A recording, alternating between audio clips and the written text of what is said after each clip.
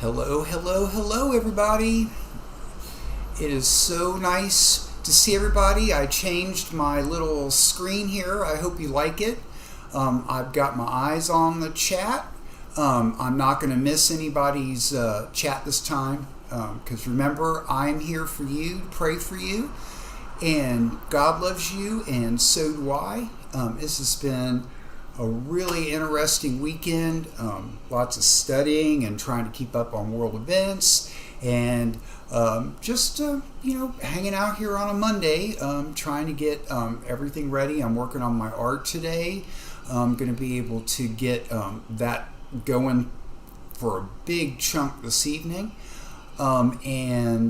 Basically what I was going to do when I work on my art this afternoon, or early evening, depending on where you are, is I am going to just listen to some music and work on my art, and I'm going to be here for you. So when you guys want to jump on the chat and ask me some questions, other than that, it's just going to be a live me working on my art. And the idea is, of course, don't forget, God loves you and so do I, and I am here to pray for you. I'm also here to talk about whatever kind of topics you want.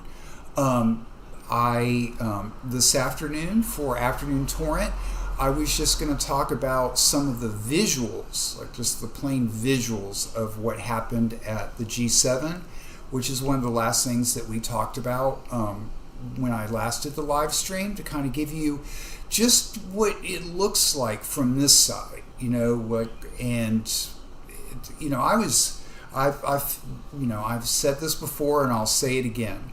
I was rather disappointed with just the way President Putin got I thought he got shafted personally, but it's just how it looks. And he is the president of Russia, and he does deserve a certain level of respect, I think. And when you see it, like from how I saw it, you might take a different look at it. Anyway, don't forget, I know things kind of change up a little bit, like what I'm doing, which is kind of like when I come on in the morning, just in case this is the first time you've tuned in. The morning is much more of a quiet, spiritual, it's more focused on the start of my day, which is the biblical putting God first. And then as the day progresses and I start processing a lot of stuff, I tend to put on my big boy pants and go from there. So just know that I love you and God loves you, and the only reason I'm here is to pray for you, right? And then the rest is just me just blah in the mic. Nobody, it's like, here, I don't know if this might be your first time here, but this is my living room. I'm just turning my little webcam. That's my seat. Look, front door's open. That's the outside. And then it just comes over here to the other side of the living room. So, and it's just me sitting here in my little living room, trying to show you what it is, what I see. Just a 50-some-year-old, dude in Georgia, high school education, not working for anybody, unemployed, got no money coming in from anybody. I'm not sponsored by anybody. This is just inside an American dude's living room in Atlanta, Georgia. And, it's just, I think this is so useful for me. It gets a lot of stuff out that I have inside, and it makes me feel like, even though that there's nobody watching, that it's just a recording of me. And maybe when you think of America, this might be just the last this might be the last thing you want to think about. But we're really good people, and I think what I want to do is reach out and just let you in. So welcome. I wanted to start here with, since I brought it up, we'll do the G7 first. So let's see, let me hit my mouse.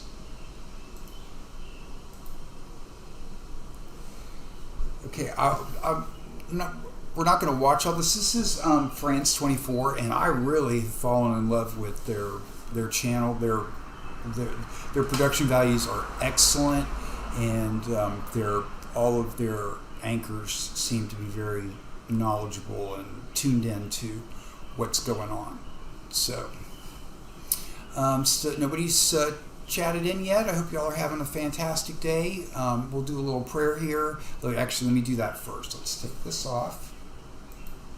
Let's get all this off the screen here. I got some music ready. Look at the little giraffe. Okay, so if anybody wants, just type in chat. You can call me on my phone. You can hit me up on Facebook. Whatever you, it's just so important that anybody out there knows that you have someone rooting for you, and I mean that. And I know people. Anybody who knows me knows this is just me, right? And so here, let me just start it off.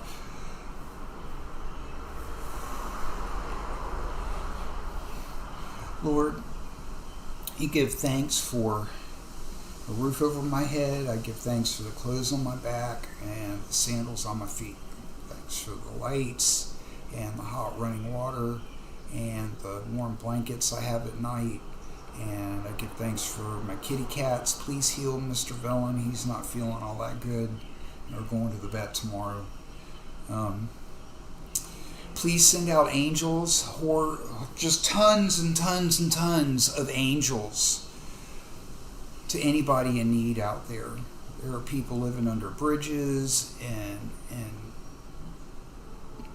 ditches, and we're human beings, and we can do better than this. And please forgive us, God.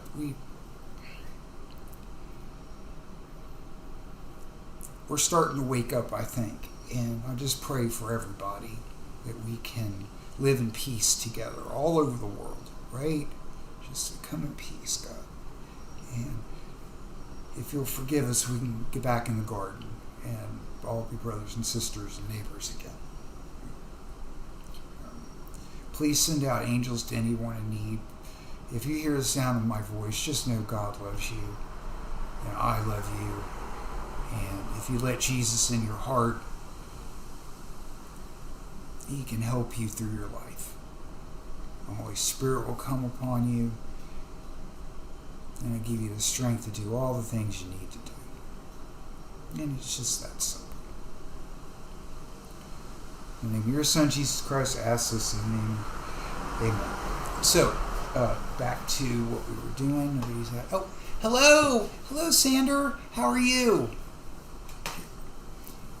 I'm sorry I missed you last time. I saw you at the very end. I had my tabs kind of backwards and I didn't see you. So I hope you're having a fantastic day. And if there's anything I can pray for you, I'm not sure if I don't want to use the wrong pronoun, so I'm not sure if he or she is best for you. But if there's any topic you want me to cover, if you want to take a tour of my house, or I'm doing good. I'm blessed. I'm having a fantastic day. One of my little cats is a little under the weather, so we're going to go to the vet tomorrow. I told somebody once, I'm like, I guess if you called me the crazy cat man. All right, Sander. Well, it's nice to meet you. I just don't. Some people are. I don't want to be offensive, and so cool. Well, then that's settled. Well, this is Atlanta. This is a small subdivision, kind of between the airport and downtown. It's called Sylvan Hills. It's right on the south side of Atlanta, and it's my house and my cats. And like I said, if you want me to talk about, I was going to go over the fifth element when I did the art, but I could do that now.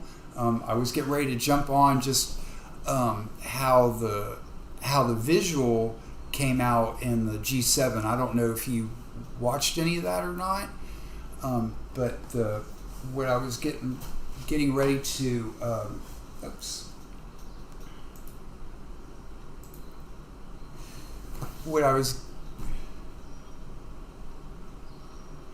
nice. I've never been to your wonderful state, but hopefully one day. The politics of your state are are pretty wild, man. They it's from what I get down here, it is it seems pretty breakneck, and just the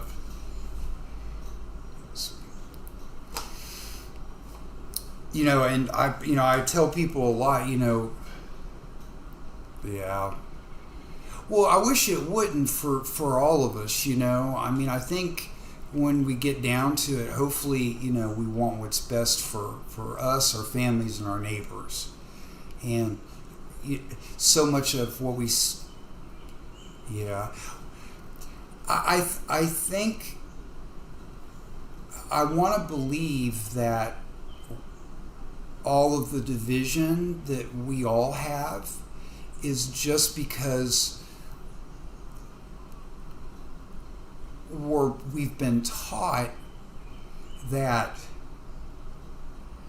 we're all the enemy, and it's really coming to a head for all of us. And there's like 9 states, in which Georgia is one of them. I mean, I'm unemployed, and the governor said you can't have any more unemployment insurance. And I'm trying to get things going. I know a lot of my friends are trying to get stuff going, and they made a promise to us when all this happened that we would have till September, right? And then just arbitrarily, because they need, I guess all of the people that are claiming unemployment currently are all from the service sector. There's nobody else. Here, let's look at this. This is my point, Sander. Right, so if you go in here and we'll just type in current unemployment, right?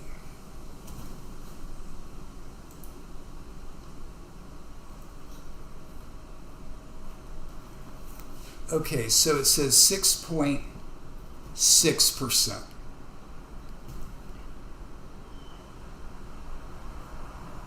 I want to make sure my dates are right. No, wait, hold on. 2021.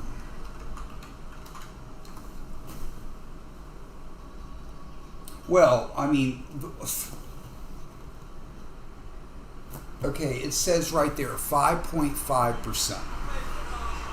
Now, I want everyone out there, and you, Sandra, especially since you're talking to me, that I just have a high school degree, right? I don't have any specialized, formalized training.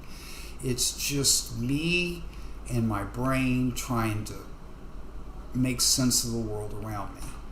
And when I see things like this, right? I mean, it says it right there, May 2021, right?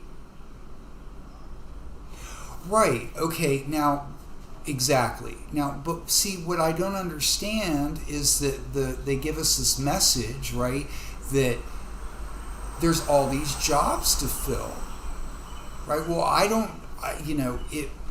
understand basic math. So I want anybody who's listening to the sound of my voice, it's just important for me to let you all know that I am always cognizant of the fact that I could be wrong. And I am not an authority other than what I've learned on my own. And, you get a message in the media, and then it doesn't match what I see outside that door. And, so it's just, I don't want to be the person out there who, is I'm not trying to pretend, but I am a fairly smart dude.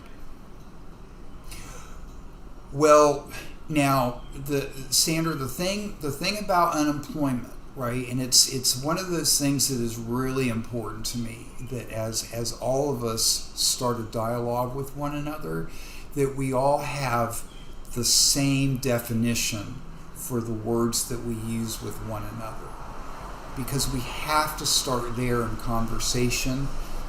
Because a lot of times I've discovered people will call people names and they can't even write the definition down. And so what's the point of that, right? And so when we say unemployment, right, we tend to fold in a lot of folks, or we exclude a lot of folks that are unemployed or that are underemployed, right? So they have a degree and they can't get a job, right? So they have to take a job less than what they want, right? So they're technically, they are employed, but they're underemployed. And the thing that is so frustrating when we talk about employment, right, is that the poor, which is, I think, the group of people that we're talking about between us, Sandra, right, is that poor folks, I know a lot of people will point fingers and say, well, it's their own fault, okay? But if we can just be logical about the fact that regardless of whose fault it is, we have American citizens. We're supposed to be the city on the hill, right? We have American citizens that are having an issue with housing, health care, and education. Now, I have spoken briefly about kind of my general philosophy of things, right? So you have 3 columns. You have a hero column, you have your opponent / neutral column, and then you have your villain column, right? So I like to use a lot of symbols, and comic books are really important, the whole science fiction and fantasy. And so one of the things that I like to help people with, right? Maybe that sound a little better. I'll pull the mic closer. Is like what your intent is in your actions, like what column would you put yourself in? Because we all know that not all the actions that we take.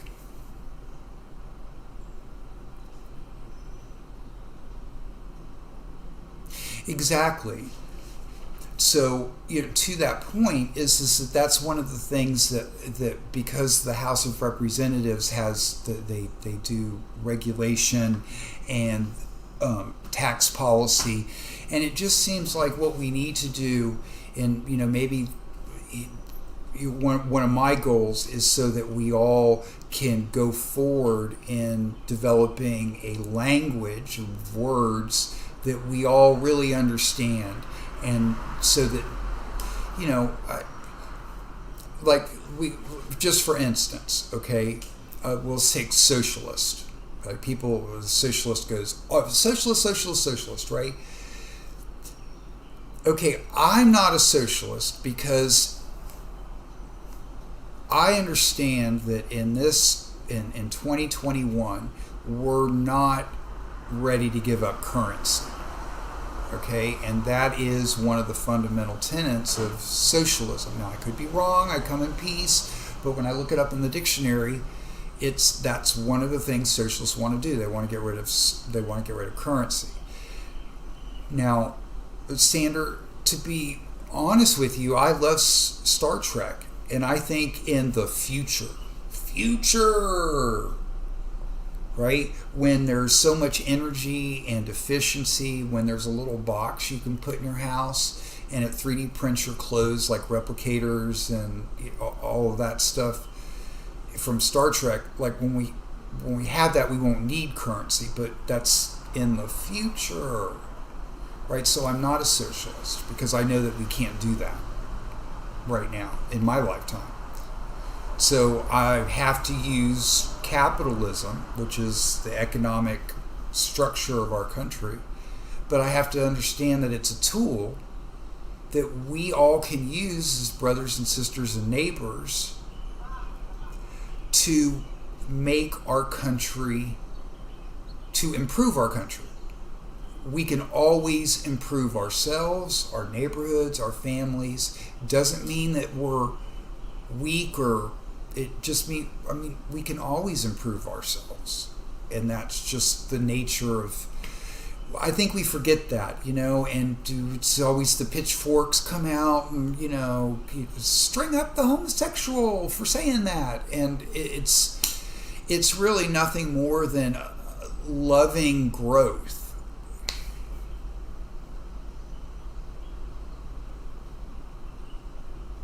Exactly, and those are just really speedy 3D printers when you think about it.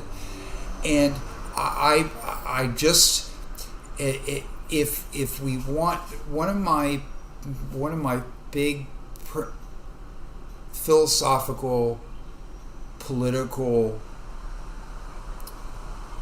illustrations or parables is that we all have a right to sit at a table. Right, we all have a right to a table. And it's really hard to get folks to sit at your table if you say this is a table for socialists. People over 60 and grew up being scared of the socialist, communist, fascist, and so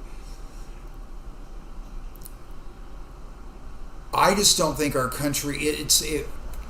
I know I kind of skip around, but it's like this was a learning experience when I cut my hand off at work, and I went through the workman's comp thing, and it didn't make sense to me at the time, but it is just it is the point. You can't give. You just can't. The conservatives and libertarians are right in the respect that you can't just give people money. You can't.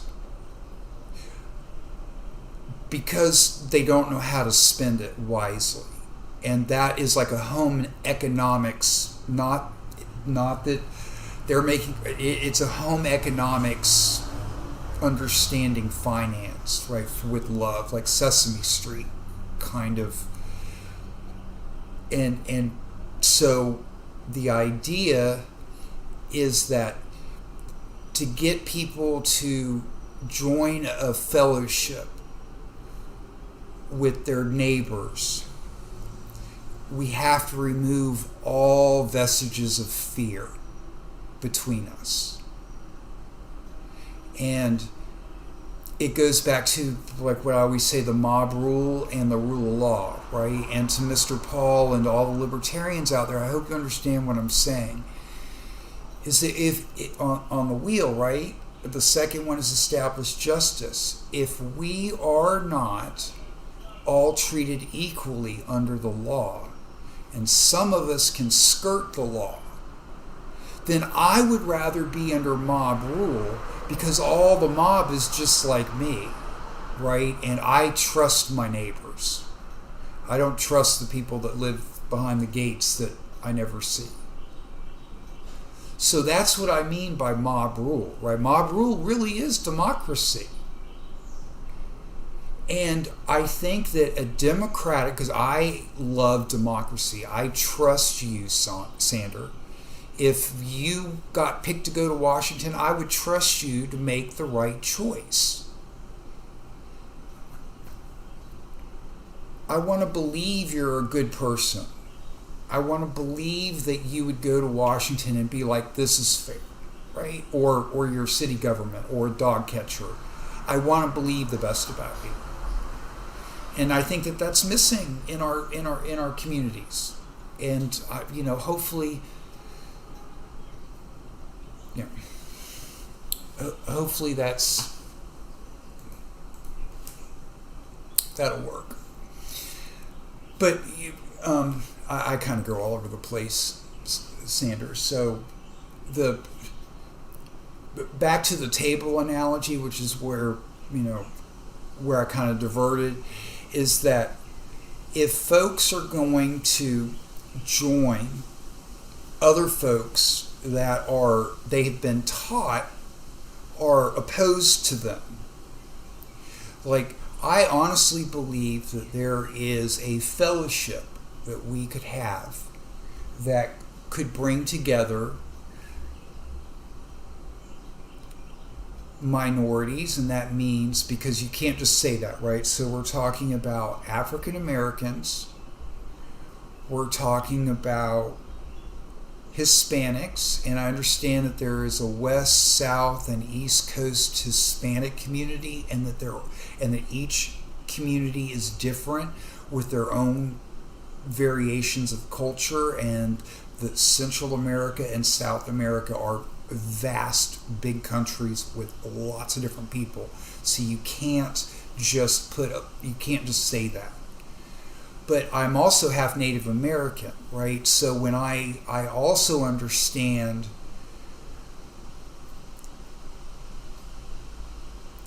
that the many different nations of the Americas, like Turtle Island. Well, you know what, Sandra? That it's there because you're not there. Honestly. And part of one of the things that I hope I can convince people of, is that in 2022, right, when the next election comes around, it'll be for House Representative and like a third of the Senate. And why not start with the question of how much money do you have in the bank? Right? And the conversation that's on one of the playlists, where I talk to my buddy Daniel, is we talk about how people, all the folks in Washington are kind of cloistered from their communities that they represent. And, they have a lot of people to represent. And I get that. And I'm not saying that they're bad people. It's just that if you never if you don't go to church and have people over to your house and they're right, and they're all from your neighborhood, like literally your country club, your job.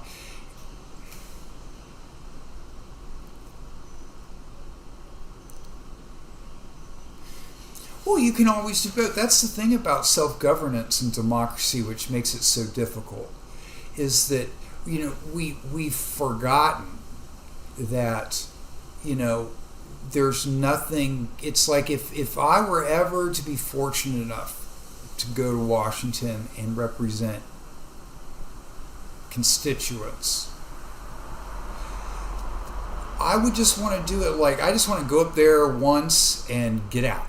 It's not a career. So the idea is that you take the passion of being an engineer or a scientist, you take that passion and you go to Washington with that passion. And you try to get on committees that would suit your knowledge. And that's how we end corruption in Washington. And it's just as simple as asking 5 people 5 simple questions which are on the board. You start with the first question. Do you believe that every American has the right to vote? It's a yes or no question. And, and if you don't want every American to vote, by the definition that is in the dictionary, that makes you a fascist. That makes you my opponent, not the villain. Yes, What is your random question, my friend? Anything. You may ask me anything. I lose my mouse.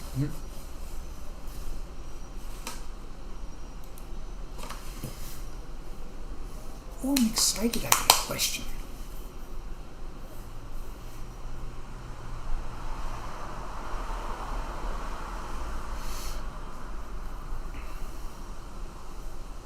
So while you're typing that, if anybody else is watching you, let me know if I can pray for you. One of the things I did, I'm just going to slide out over here, that I don't know if you can, there's 3 circles. Like the largest circle is actually my art, and I'm just going to stick my finger over there so you can see that it's like live. Let's see, where's that? There's my finger. Woo!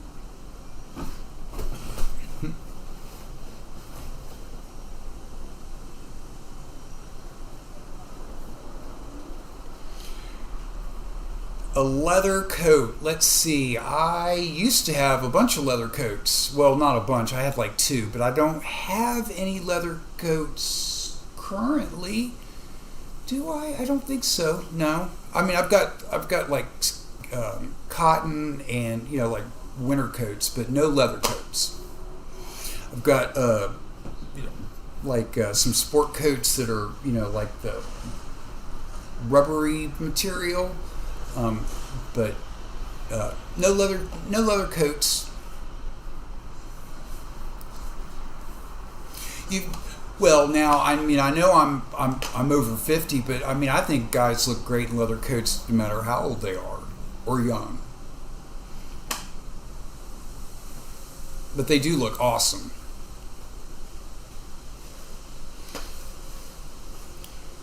So one of the because I'm from Florida, and I grew up in a lot of the rural sections of Florida, like Brandon and Plant City, Turkey Creek, and Valrico, and there were a lot of like feed stores and cowboy stores, and it was that's a real. I love that smell. I'm a vegetarian now, so I don't, but I still enjoy the smell of bacon. Well, before I get tripped up here, or not tripped up, but just as just to finish up with everybody.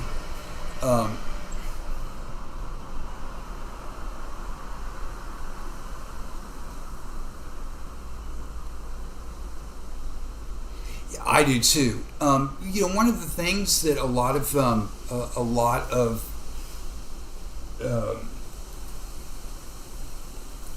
guys I have found don't do well is like keep their clothes taken care of, and like a suede jacket or a leather jacket. I mean, those things can run a lot of money, and one of the things that I always tell guys when they're getting a jacket is no matter what it is, like to always get a jacket that's got like pretty decent lining in it, because that will keep your jacket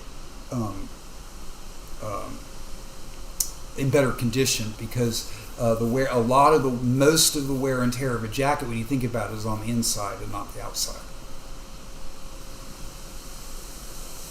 Yeah. See, I mean, I'm not that. You see, I drink dairy and eggs, so it's not like I have a problem, or I personally, it's the flesh that I have an issue with. But yeah, like a leather couch or jackets. I mean, I don't know if you're aware of this. I read last week. I think that we butcher 500,000 heads, 500,000 mammals every week, every month.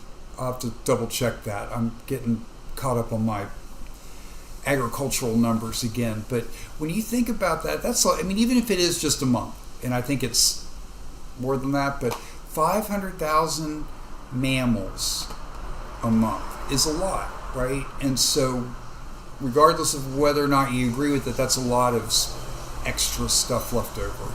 And so, like the leather and, stock from the bones and all that. But yeah, so always check your lining in your jacket, and keep a plastic thing over it, and put like cedar and some a dehumidifier in there, maybe like those little things you put around the hanger. And saddle soap's really good. I used to use that on the saddles of the horses. We kind of lived near a ranch when I was growing up, so we helped clean the saddles and stuff.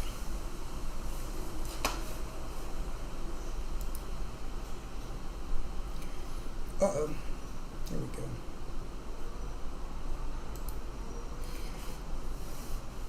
Well, listen, just because I don't want to forget this, that just when you hear things like unemployment and these numbers, and you hear things such as, we're having a hard time getting people to come back to work, right? If the people if the only jobs that are needing filled are hospitality, food and beverage jobs, then that seems like that's the only people not going back to work. I mean, is that what they're saying? I mean, I'm not sure. And I just, I'm always trying to ask questions as I want to, I'm trying to just understand what's going on in the world. Yeah. I have 2 leather belts. Yes, I do. One of the things, I was in the military too, and so that was always, you always had to have your belt.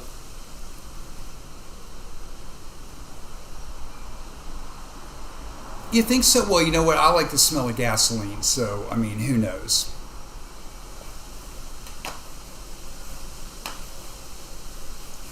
But like but I know that sound, what you're talking about, because like if you ride a horse, or there's that, or even like a heavy leather briefcase and you squeeze it, that I know exactly the sound you're talking about.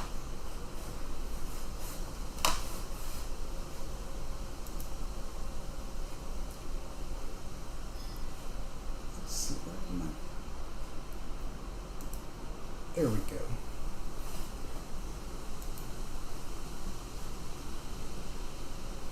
Did I lose my window? I think I did. Oopsie. Oh, there it is. Well, listen, one of the things I was talking about earlier was, I don't know if you noticed this at the G7, because you had said you hadn't seen it. And so, like there's Mr. Putin, right? And, I mean, that doesn't look too bad, right? And then it keeps going, and they have this meeting. Where did it go? Sorry.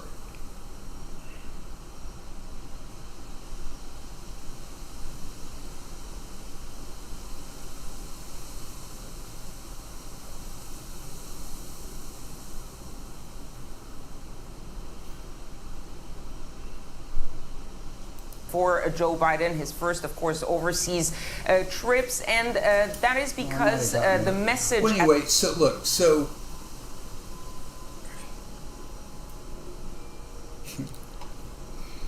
I always say you should always like double down on anything that doesn't hurt anybody and makes you smile.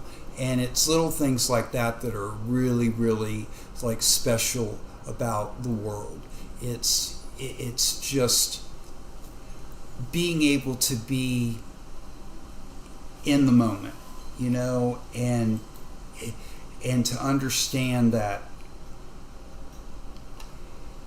God loves you, right? And when you think about the world and and your senses, touch and feel, and or hearing and sight. I mean, we didn't have to be designed this way. Like, whether or not you believe we evolved this way or we were created this way, but we're this way now. And so, in my opinion, it's like, the feeling of a breeze, or being warm under a blanket, seeing a pretty picture. It's that creates joy in you, and at least it does for me, and I'm so grateful for that. And if that's all life is, then I'm just grateful that I got the winning hand, because I think if you try to externalize joy,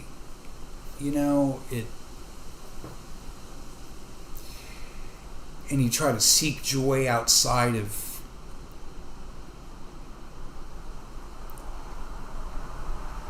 pleasure like that, it can sour you as a human.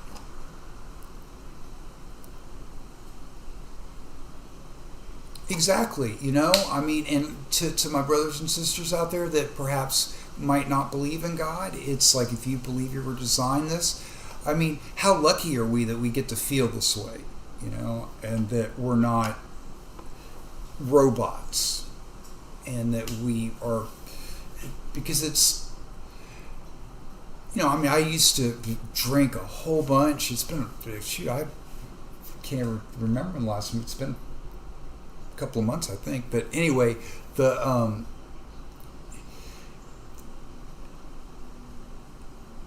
more you put in your body, like chemically, the more the easier it is to get lost. And I don't ever tell people not to do anything except heroin. You should never, ever, ever, ever, ever, ever, ever, ever try heroin. I've never tried it, and I've known too many people, seen too many people that have tried it once, and that's all it took. And just so, never, ever, ever, ever, ever, ever do that. The world's a big place, and I always tell people, if you have to make a decision, like if you just have to do it, then do something organic and not something that's processed, as long as you, but I'm not advocating drug usage at all. Just saying. It's a big world, and we all have to make choices, right? Good and bad choices. It goes back to the unemployment. So many conservatives are, they point the finger at poor folks in America, and it is talked down to us so much, and it's just not necessary.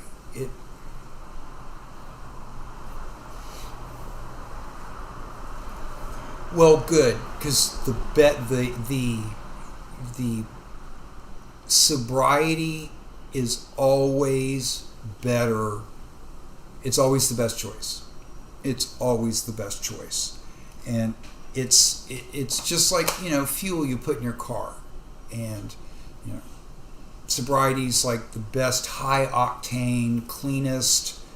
Your car will run longer than with the crap stuff.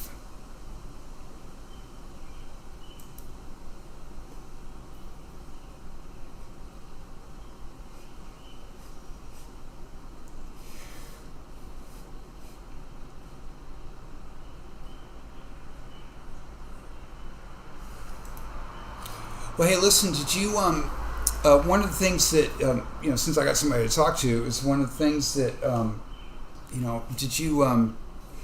did you get to spend any time with your dad this weekend? Because it was Father's Day.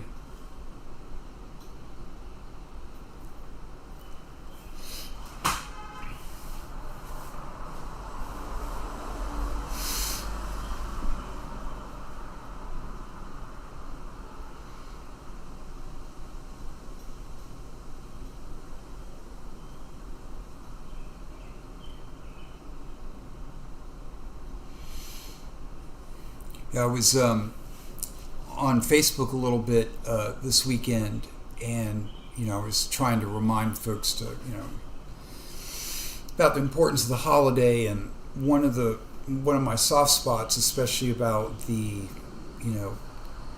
established justice and equality under the law. Oh, that's cool. Well, you're very blessed. You're very blessed, and one of the things that happened to me is I'm not sure how big of a family you have, but one of the things that happened to me was, when I was 12, 13 years old, my mom would want to do things. She was really into gardening and etc. And I couldn't be bothered. And and as I got older, some of the things that she wanted me to do, I really got a passion for. And she passed away when I was 25, so that was half my life ago. And if you're blessed enough to have your parents in your life, they have so much wisdom to pass on to you, and to be able to spend I know you need to separate from your parents as you get older, but to keep them in your life as much as possible, and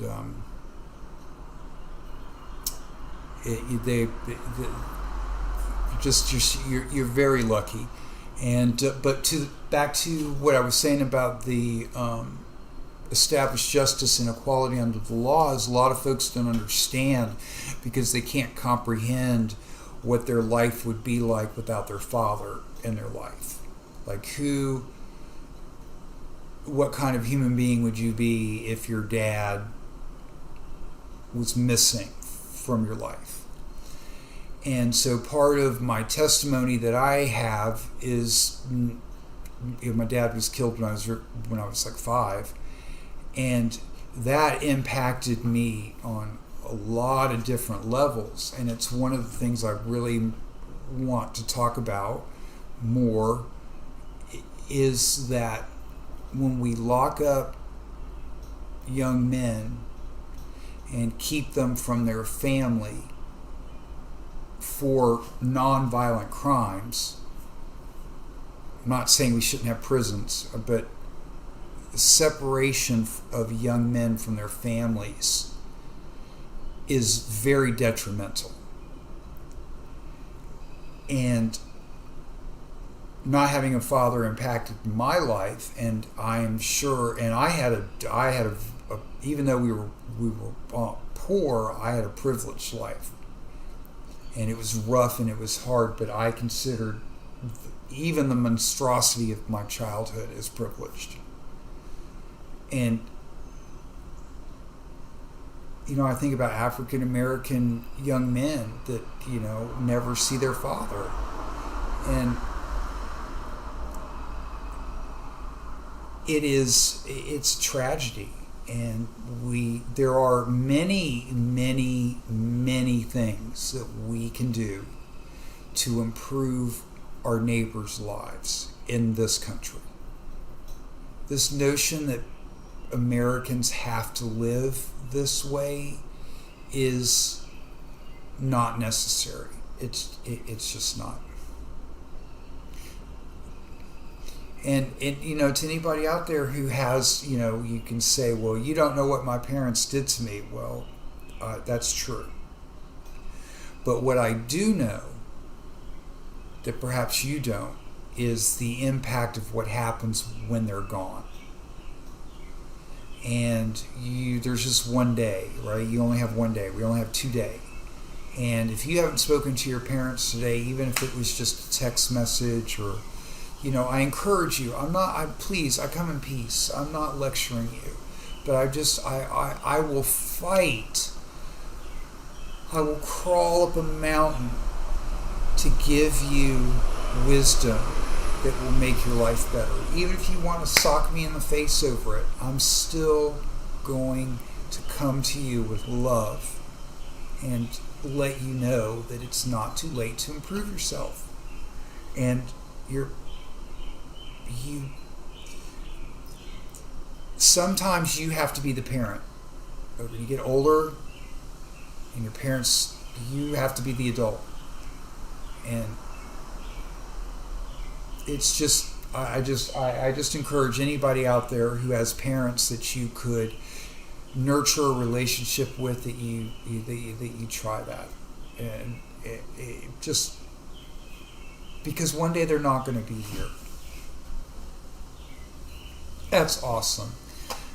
Well, you're very blessed, and that's the. Now I'll tell you what. I don't know if you're married or not married, or one of the things that I, because you don't really get this advice a lot.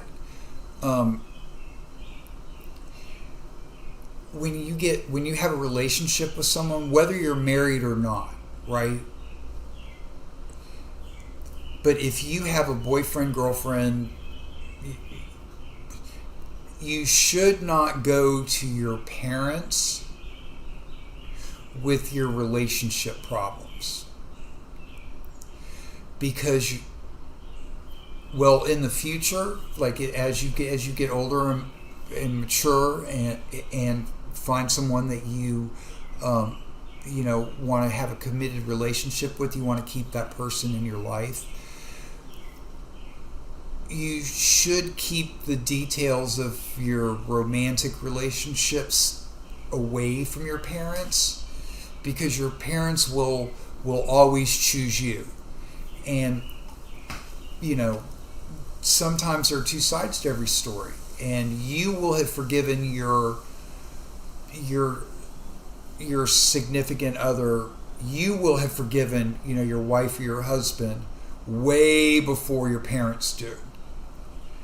And so just, you want to use your parents for wisdom, but if you go to a church, or you have an uncle or somebody who you really trust for the kind, if you need advice based on details, but the daily nitpicking that happens in relationships, you should always keep that away from your parents, no matter how close you are to them, because it can make things really uncomfortable. It doesn't mean you lie to your parents about things, but just to not fill them in on everything, because that can come back to bite you.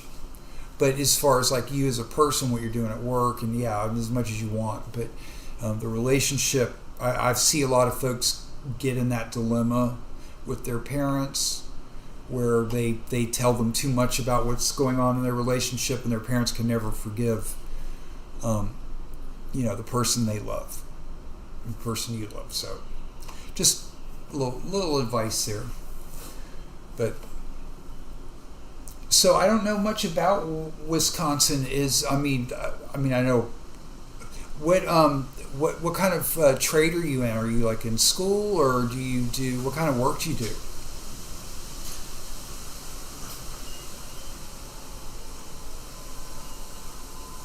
If you don't mind me asking, you don't.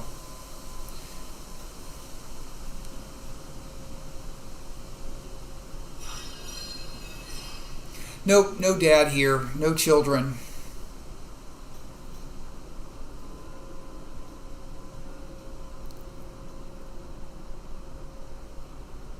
Well, of course, you don't want to keep them separate. It's just as you get older, and when you live with someone, and the details of the daily minutia of your relationship you have with someone is, it's not necessarily bad to keep the daily aspect of your relationship with someone else censored. Maybe not private, but censored. And it doesn't mean you're lying to your parents. But like, you would definitely want to, I would, if my kid was dating somebody, I would definitely want, they're not going to go out with somebody unless up until they're 18, of course.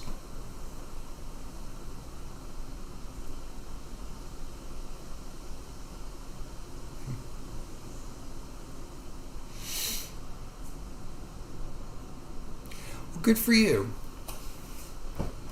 Well, I'm glad that you're interested in science. What branch of science are you interested in? Do you have a favorite?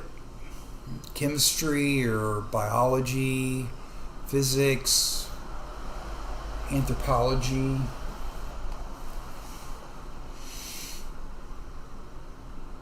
I always thought it might be kind of cool to like work in like a crime lab. That would be kind of interesting. Just, I'm sure it's much more interesting on TV than it is in real life.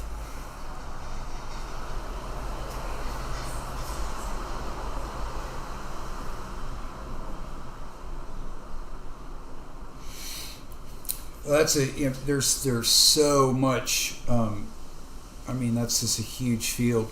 One of the videos if you want to look at it, at your leisure, one of the since you're into engineering, one of my ideas that kind of comes with the package is like a way that we can harness electricity or get electricity from the highways.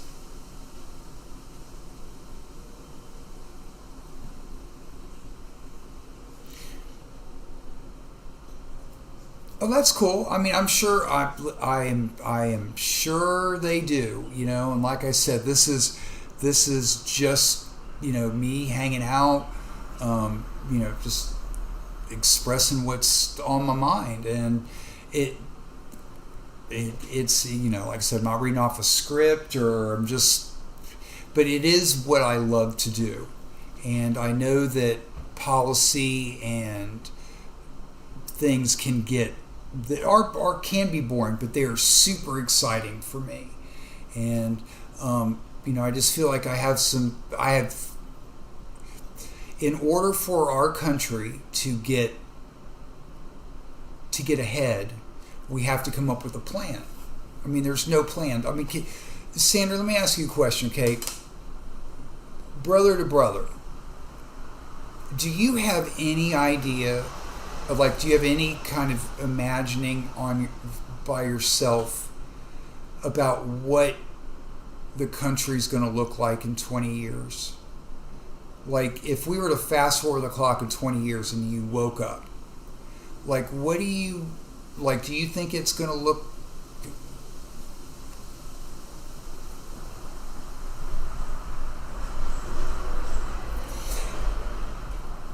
It is. I understand exactly what what I like to do is I call it like sassy David, and a lot of, you believe it or not, other than like when Daniel comes over, when you do the videos and I'm just talking, it's like I'm really just talking to myself. I've got I'm just literally talking to my camera, and so.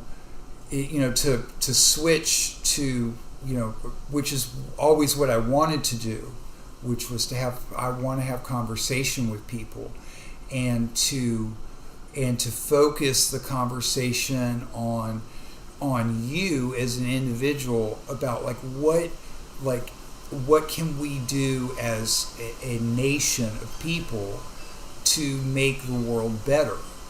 And I am much more focused right now on trying to get people to think about 5 things and so to bring us together. And I am trying to get focused in this live stream that I'm doing with my art, is to try to put out solutions. I don't want to just sit and analyze the news, other than to bring up things that I see as part of my daily routine. But honestly, it's like I have ideas how to get electricity from the highways. I have ideas on how to redo the whole education system. I don't know if you've looked at my healthcare system, but it works. And so, nobody else is putting forth coherent ideas that we could do as a nation to make all of our lives as neighbors better.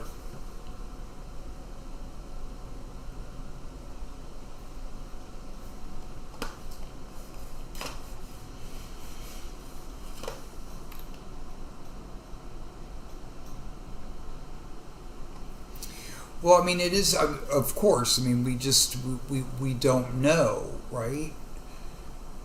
And a lot of what you said is very broad. And one of the things that I one of the questions I like, well, now, see, the thing is, Sander, is that where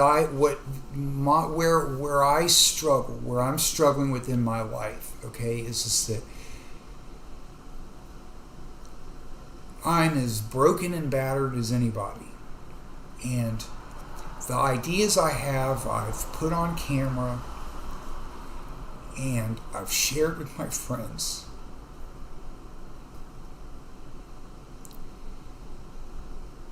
And they sit there. Now, mind you, I've already worked 30 years. And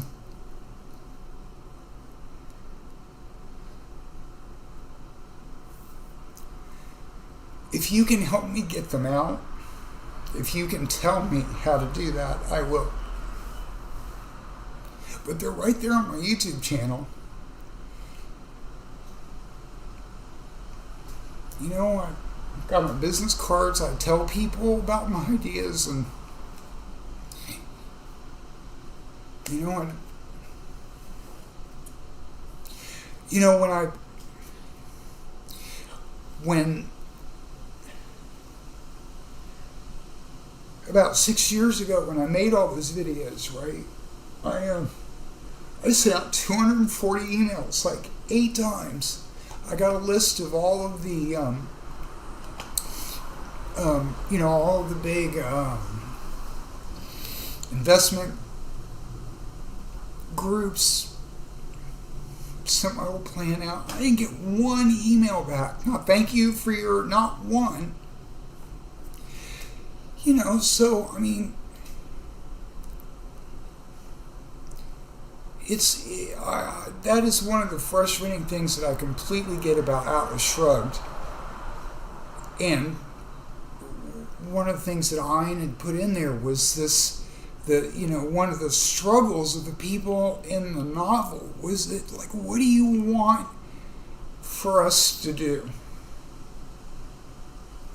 Like, rip the skin from my body? And at a certain point, you know, you stop asking people to help themselves. And it's really, really frustrating to try to go out in the world and share ideas when I don't want fame and fortune, right? You know, I want people to be able to have a home,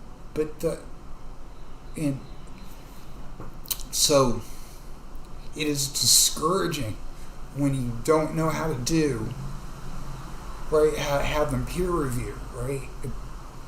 So I peer review them myself. I learned math and algorithms and GDP, and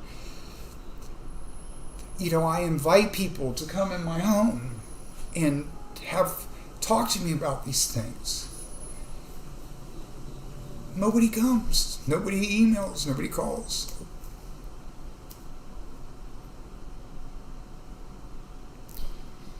I'm not mad. I'm not upset at you, Sandra. I suffer from PTSD, and I have some, short fuse things in my brain too. So you'll have to bear with me. But I care deeply for people, and I think some of my ideas are pretty good. You know, I have a social media platform which, you know, come to realize is like almost like a Bitcoin currency thing. And these ideas have been on YouTube for 7 years now.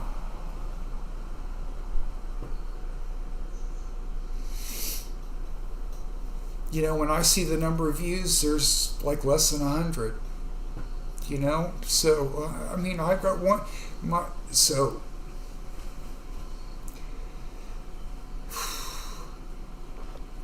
Like, for instance, Sandra, right? I'm trying to build my channel, right? I don't know. You seem to have. I haven't looked at your YouTube page in depth yet, just because I've been juggling a lot of stuff. But, just having a YouTube channel, like, for instance, it's frustrating to have, 100 friends on Facebook and 7 subscribers on YouTube. Right? That's a correlation that doesn't make sense in my brain. Right? So, who wants to be, at a certain point, it's like, okay, so do I have to pick up the phone and call my friends and ask them to, right? Do I'm after I put the art up for auction, I'm just, all I can do after that is just go out in the world and hand out my business cards to strangers on the street and send out more emails. How does a nobody from nowhere try to convince America that all you have to do is lay down 4 layers of stuff on the road and have cars roll over it and it will make electricity?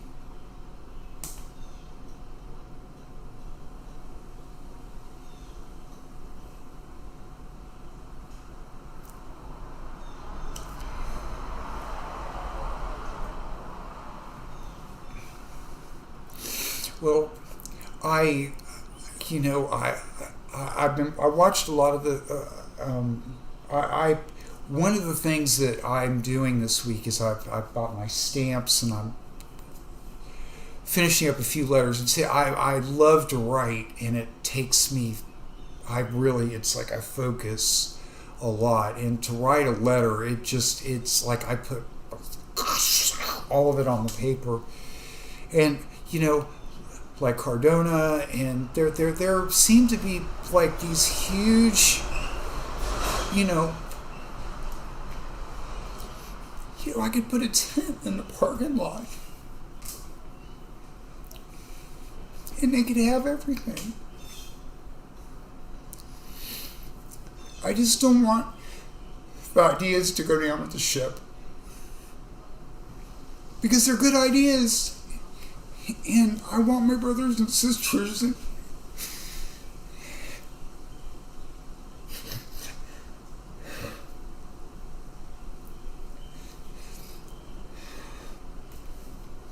I just want you to have the best life you can have.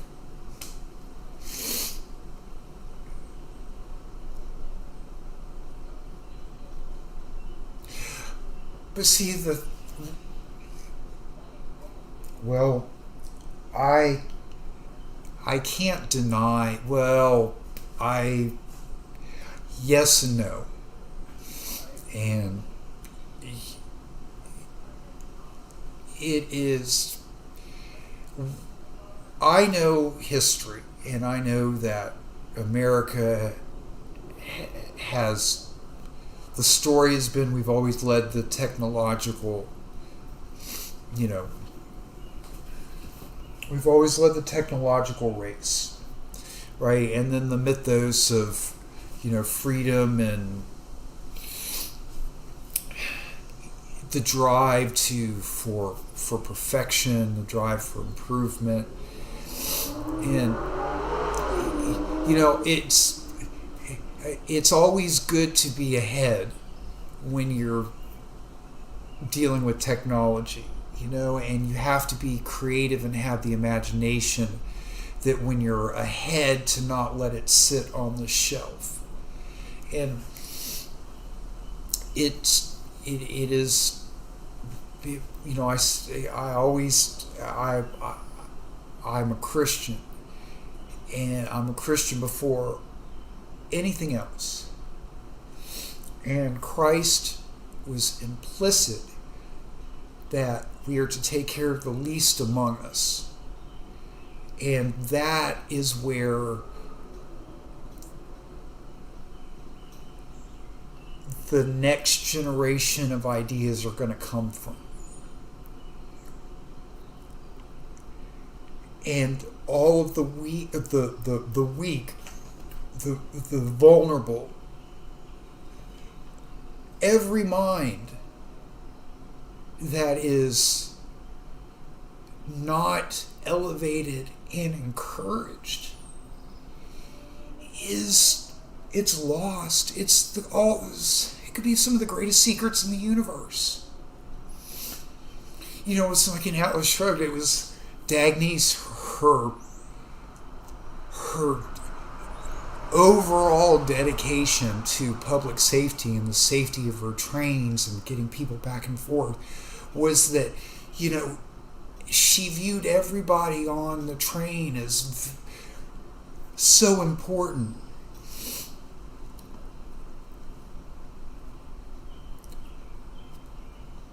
You know, and it's just,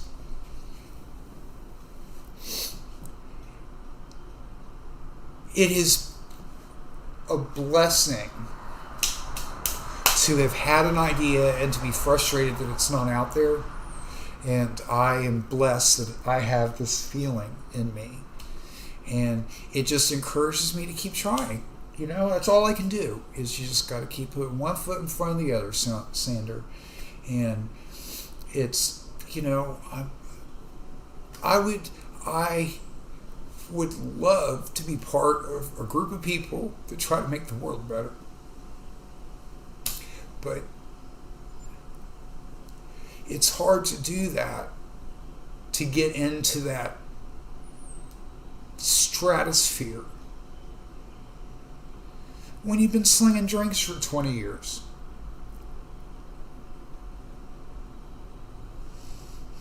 When you speak your mind and you don't deal well with bullshit. I'm not that dude. And I ruffle a lot of feathers, and I don't, so... But the ideas are there, man. The road, the social media thing. I really think that's a fantastic idea.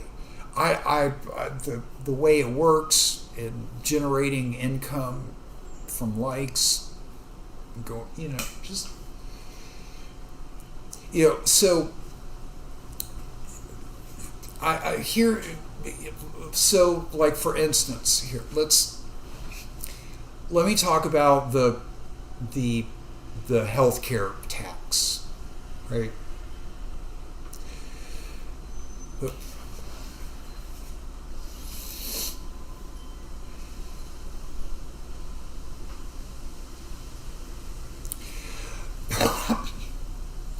Well, no matter how it's like when you go back into the 50s, we had a vision of what the future was going to look like. And now we have, you know, the Blade Runner.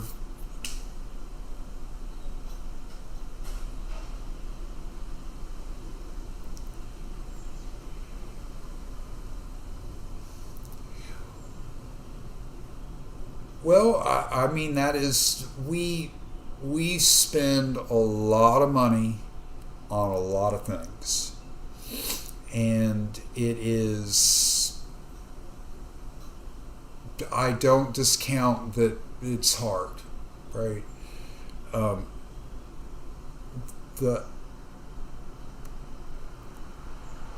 As a scientist, as a developer, as, you know, entrepreneur, whatever it is, right?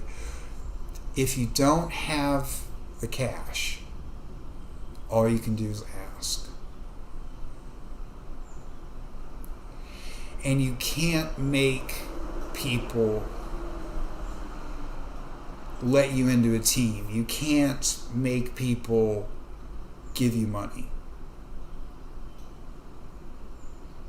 And one of the things that I try to drive this home to people, right, is that one of the ways that the society is currently operating, right, is that when you're not in that circle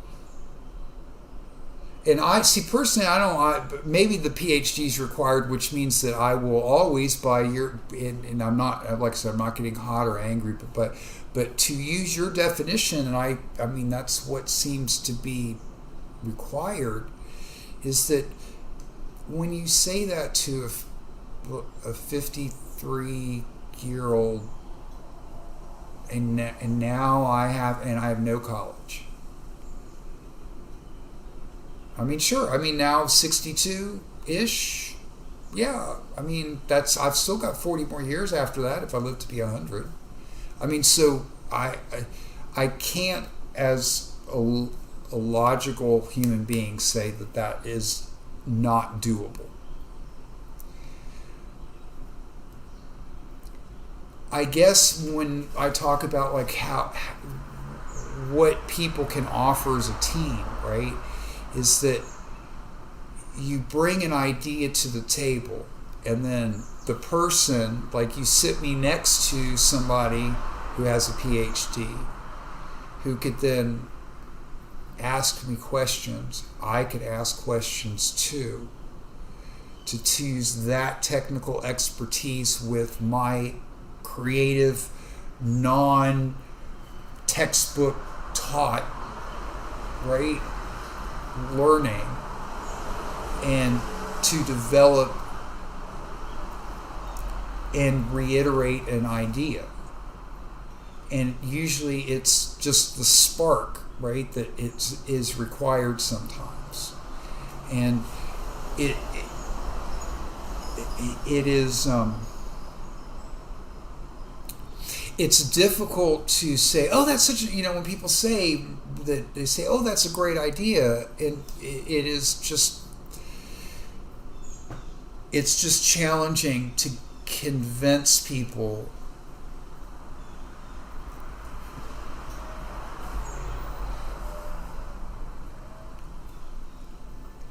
I mean, I completely agree with you. I completely agree with you. And it's the upward extraction of profit. I was taught in economics way back in the mid 80s, that you're supposed to be rewarded through increased efficiency, right? And whether it's working less or getting paid more.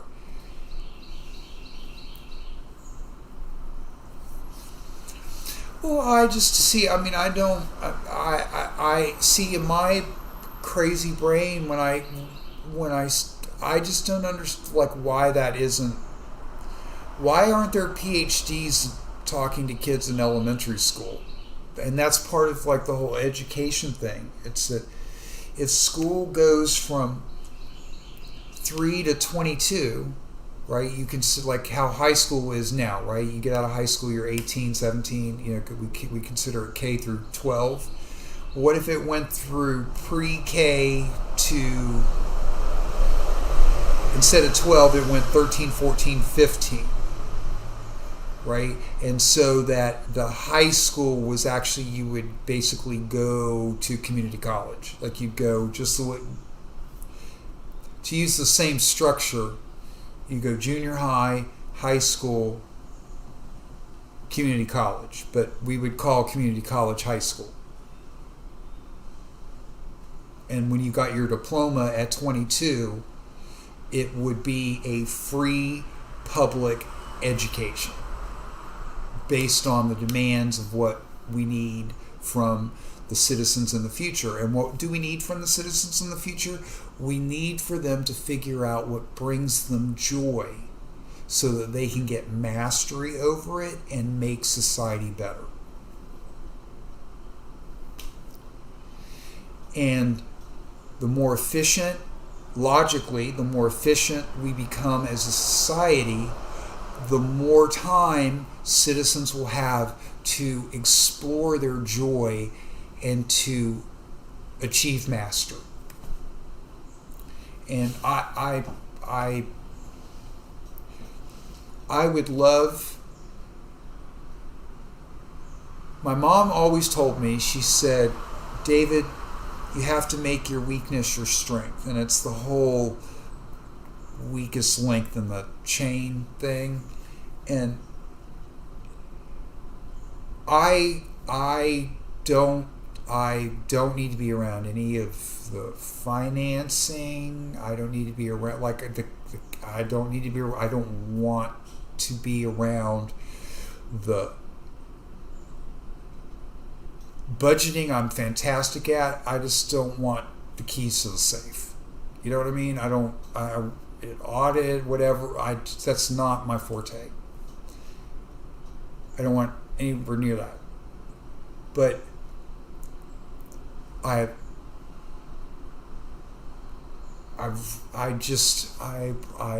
think these ideas are great. I would love to spend the rest of whatever I got in my life, and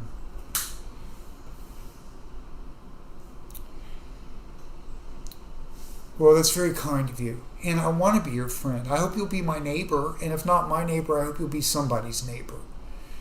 And, I just want to do what I can for everybody out there in the world, right? I don't, I want to be the Wizard King. I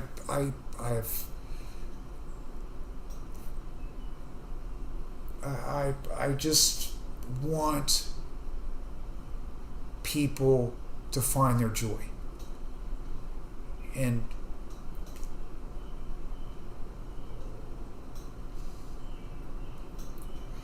it's no good if we hoard everything, right? If you hoard every idea, and it's, I always say one of my heroes is Charles Ingalls from Little House on the Prairie, and it's like, what would Charles do? What would Jesus do? And you have to lead by example, right? So I want us to have a big table, and I want at my table, everyone can sit at the table.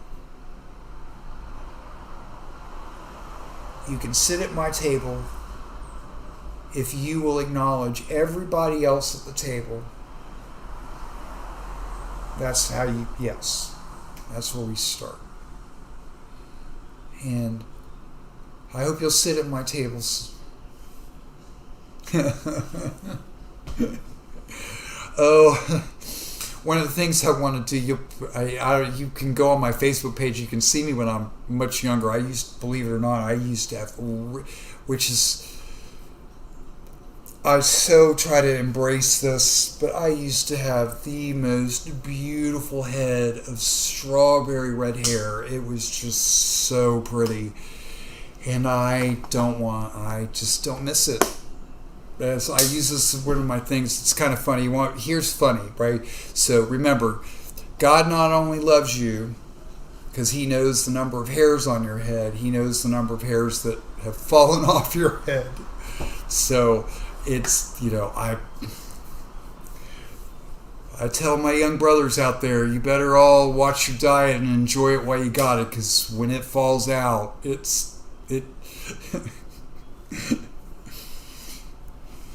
with all this modern medicine, it makes you kind of wonder, like, what's the holdup with the pill?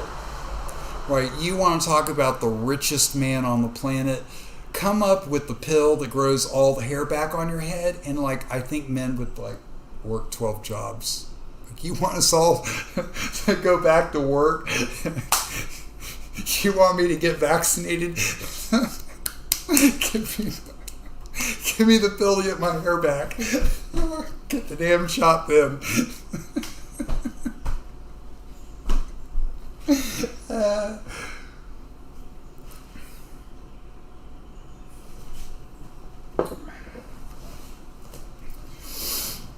So listen, Sandra, since you're here, I don't know if you've seen the clip on the, and I guess you could even make the tax on the.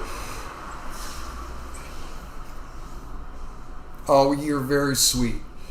I was a little devil when I was a kid. I was good looking enough just to be dangerous. So, but gravity has not been kind. But I hope you'll check out all those videos, and you can comment on there, and you can hit me up on the phone, and if you see anything in there that's glaringly like, hey, well, have you thought about this? That's what I'm looking for. And so if you want to take a look at that and peer review it as my neighbor and like it and share it to somebody, that's all I can ask, right? And like I said, I'm not trying to run the world. There's just got to be a better way we can do this.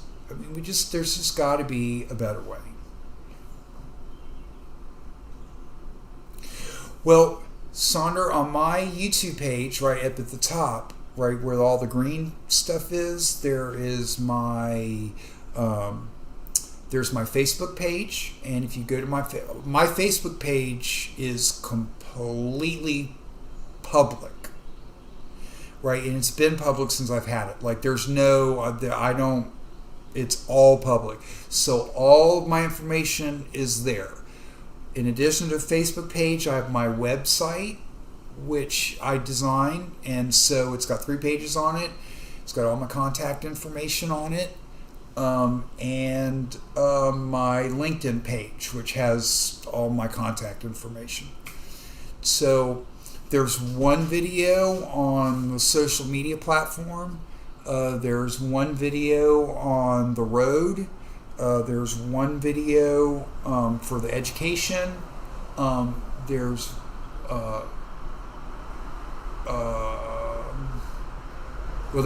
hanging gardens and how you can disconnect from cable, you can get me on LinkedIn, or you can also get me on all that information but you can still, all that information is available, especially through my website, which is should be right up there at the top. It's christiancapitalist.solutions. Take you right there, and then you can send me your email. But I also have all my other contact information down there too. So it shouldn't be that you should be able to get all that information. And but if you being an engineer, like wanting that passion, I would love to get your idea about the road and get the idea about I really think the healthcare system, the point of sale system, where we had a tax to everything to pay for healthcare, in the manner that's described on the video. Yes. I only have one cell, and then I have my email, and then physical address, and Facebook, of course, and then always here. But yeah, it's just I only have one number. I don't have a landline. So I can, if you email, I do have a scanner and a printer, so I can always send stuff back that way. So,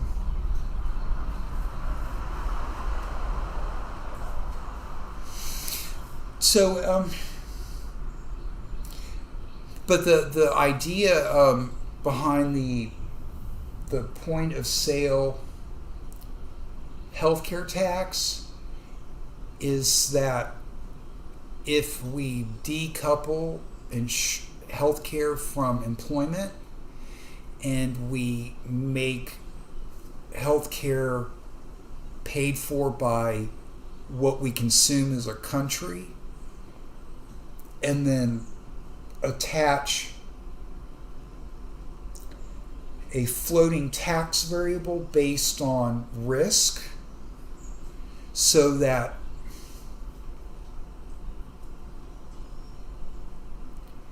it's Android. It's a LG.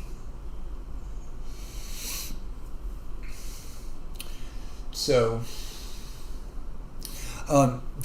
basically, like the more risk that what you buy will cause injury or illness, the higher the tax is. And so basically, I always like to use like football for an example. So you at the end of the year, the end of the fiscal year, you figure out with the use of the insurance company, because we want to keep private companies, right? So it's risk management. So we use the risk management aspect of the insurance industry to figure out what is actually causing injuries and illness. And then as citizens consume those products, the tax will be applied so that, like, for instance, like you could say, like, let's stick with football.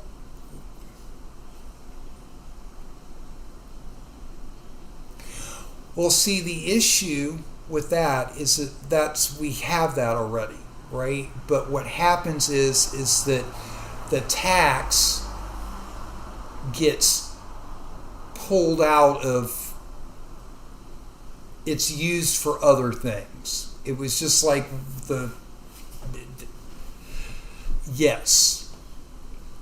So to that point, since you brought up cigarettes, so what we do is that we figure out, because we know who's smoking and we know who isn't, right? And so at the end of the year, we look at cause of illness and cause of death.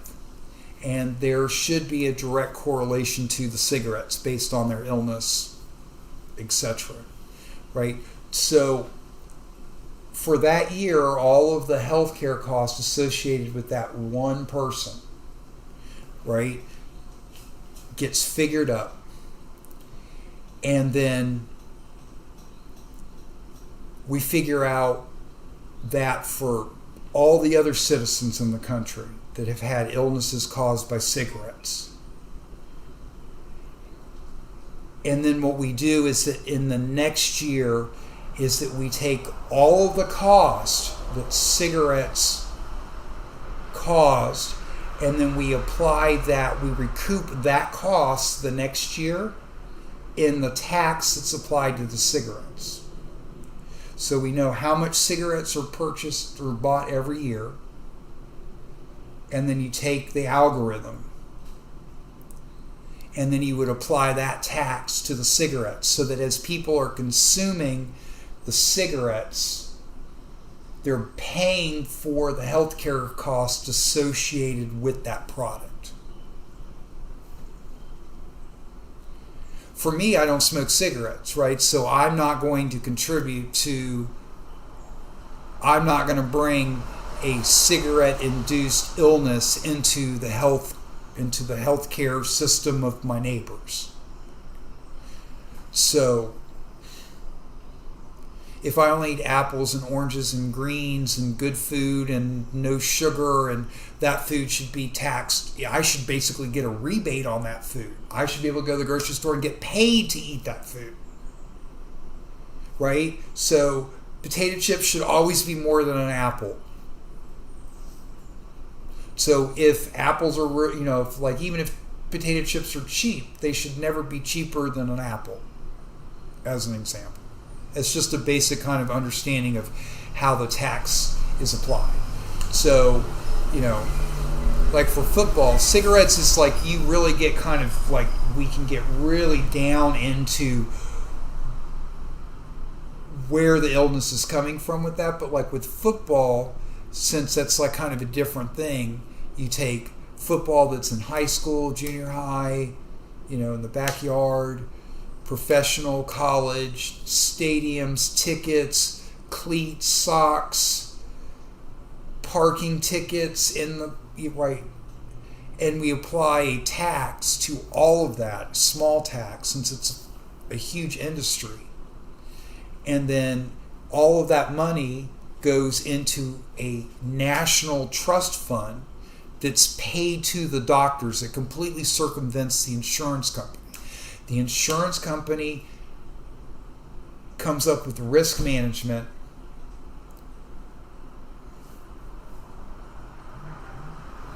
Government works with setting a national standard price for the country.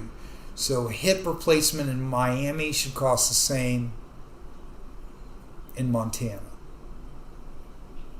I know there's more.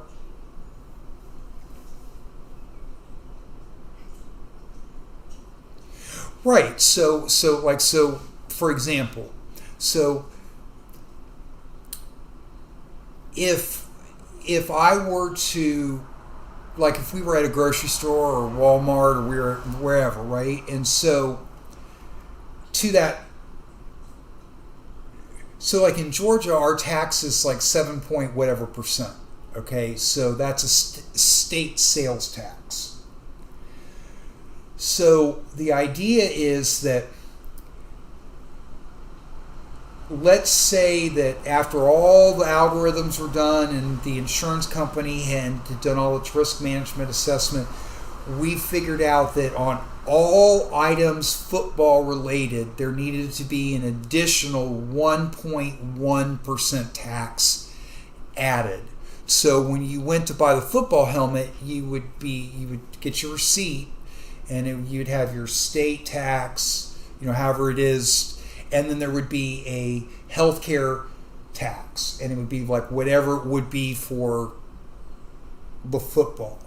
And then that money, just like it's collected from the retail, would then go and be earmarked into a special the government can't invest that money, right? It sits there to be spent later, not on anything else.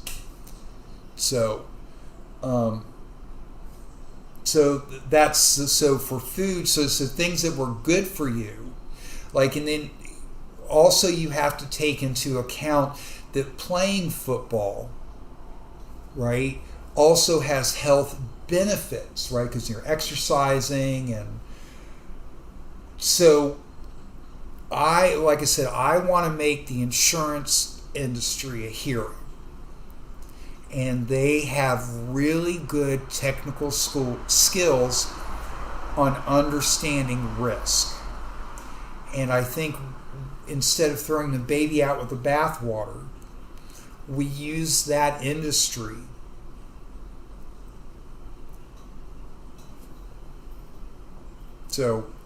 to figure out what's causing illnesses, the technical part of it, and to be able to trace all that and to come up with numbers. I think that they're well suited to do that. And what we would be doing then with that plan is that we would all have to be acknowledged that the private investors in the healthcare system are going to have to be decoupled from this. Now, that doesn't mean that private citizens can't open up their own private company and do their own medical research, which they can do now. But the idea is that insurance is going to be decoupled from employment. So when you get your check, your payroll check, right, there won't be any Medicare, there won't be any Medicaid, there won't be any premiums, there won't be any healthcare deductibles, right? All of that is collected at the register when you buy things, whether it's at a restaurant buying food, drink, whether it's at a football stadium buying t-shirts, hats, a car, whatever, GDP, everything that's sold in the country.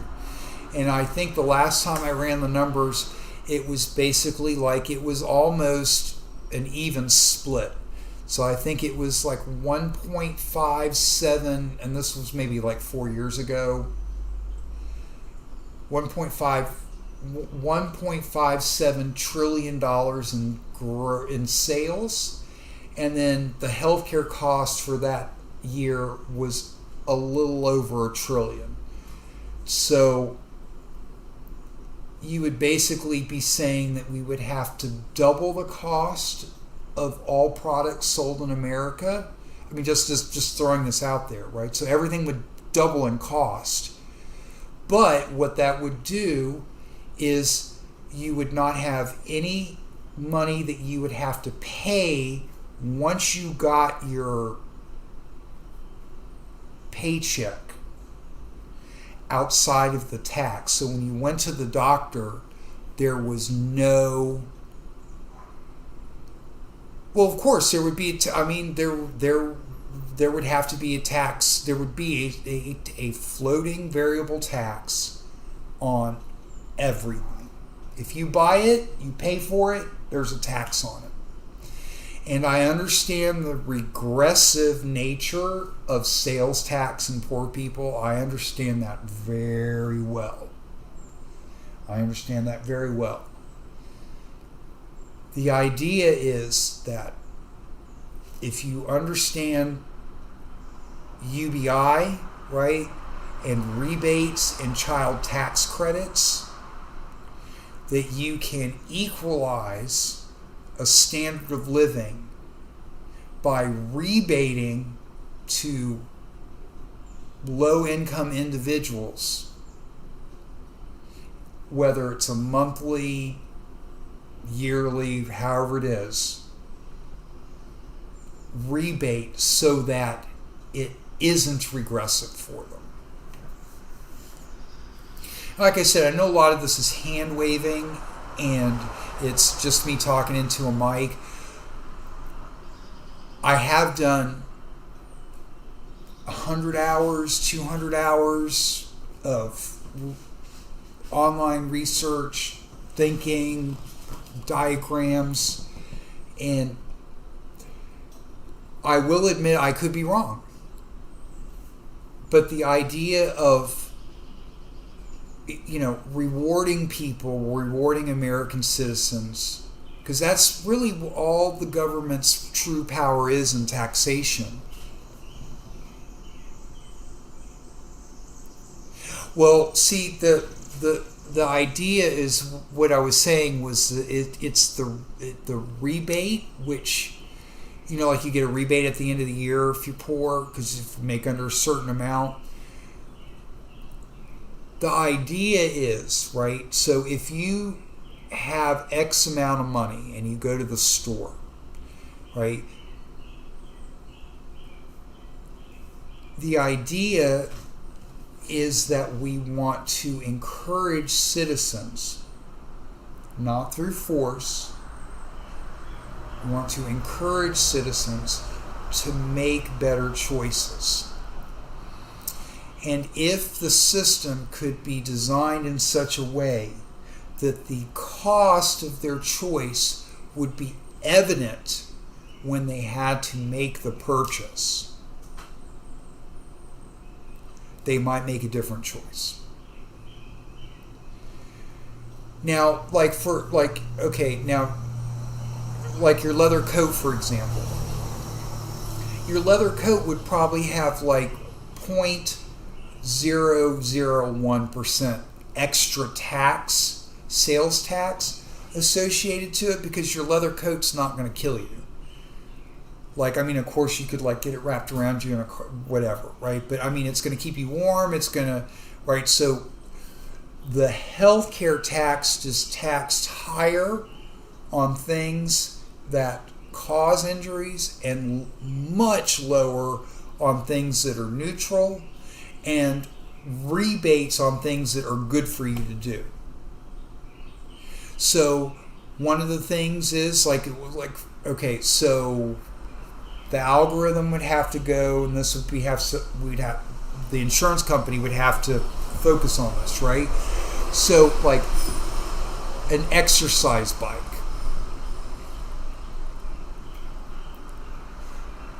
Well, exactly. It could be weekly, right? But the idea is the rebate. So we have rebate. That's one topic, Like how are poor citizens going to be able to recoup off of a regressive tax? That's one pile, right? And then the other pile that we want to deal with is how do we use the system to encourage good behavior? And those are two separate ideas. The rebate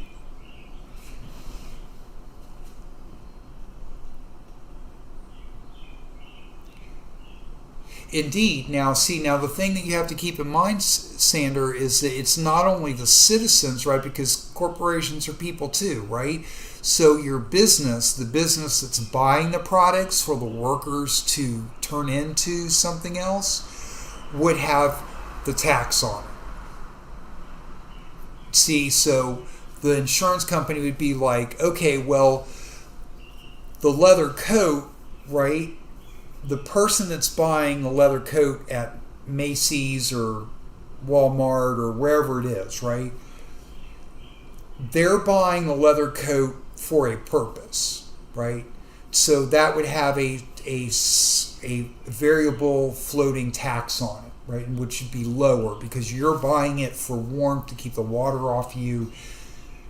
Whereas when the business, the wholesaler, buys the product and the dyes that you're talking about, right? The dye, the leather industry that does harm, there are toxic substances applied to the leather, right? Well, the toxic substances that are applied would have a very large tax on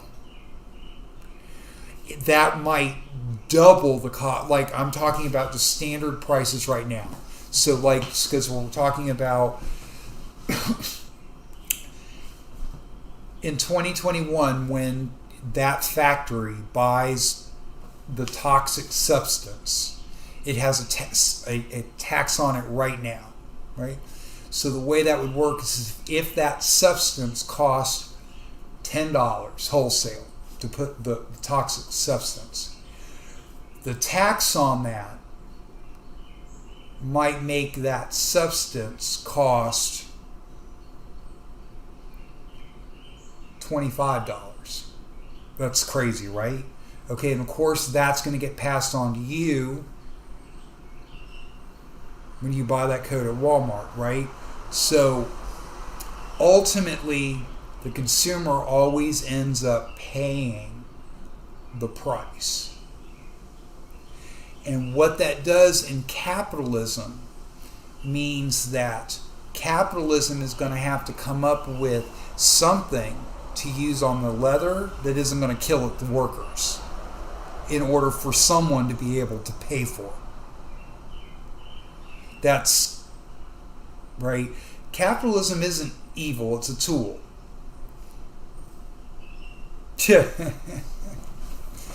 Well, there's even going to be a tax there. So, but see, the idea is that, honestly, Sander, think about it like this, right?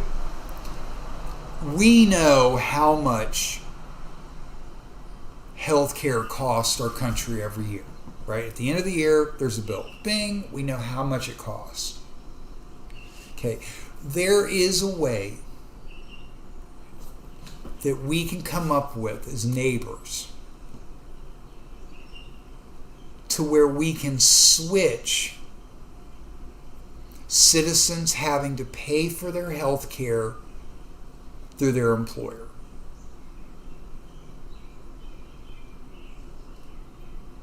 Exactly. The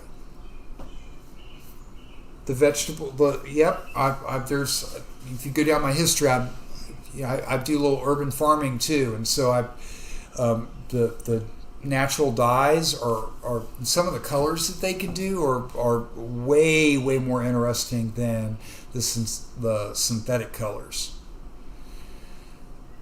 But the idea is that, you know, if healthcare costs so much, right, and that trying to reach out to the libertarians, right, is that nobody wants to pay for behavior that they find disagreeable.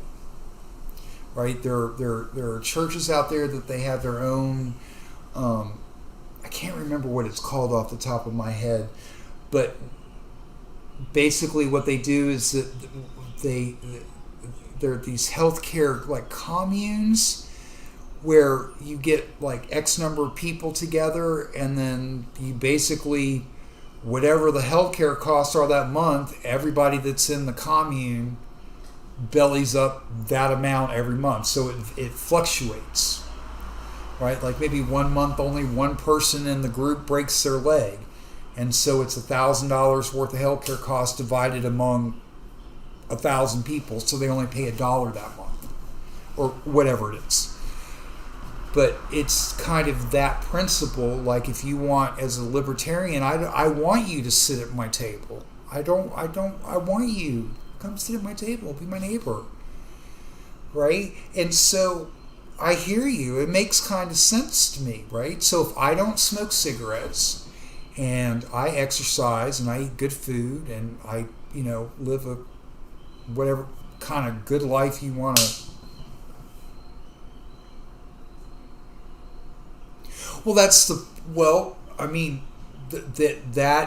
See, now you're catching, there's a tax on everything. And so if you went to McDonald's, right,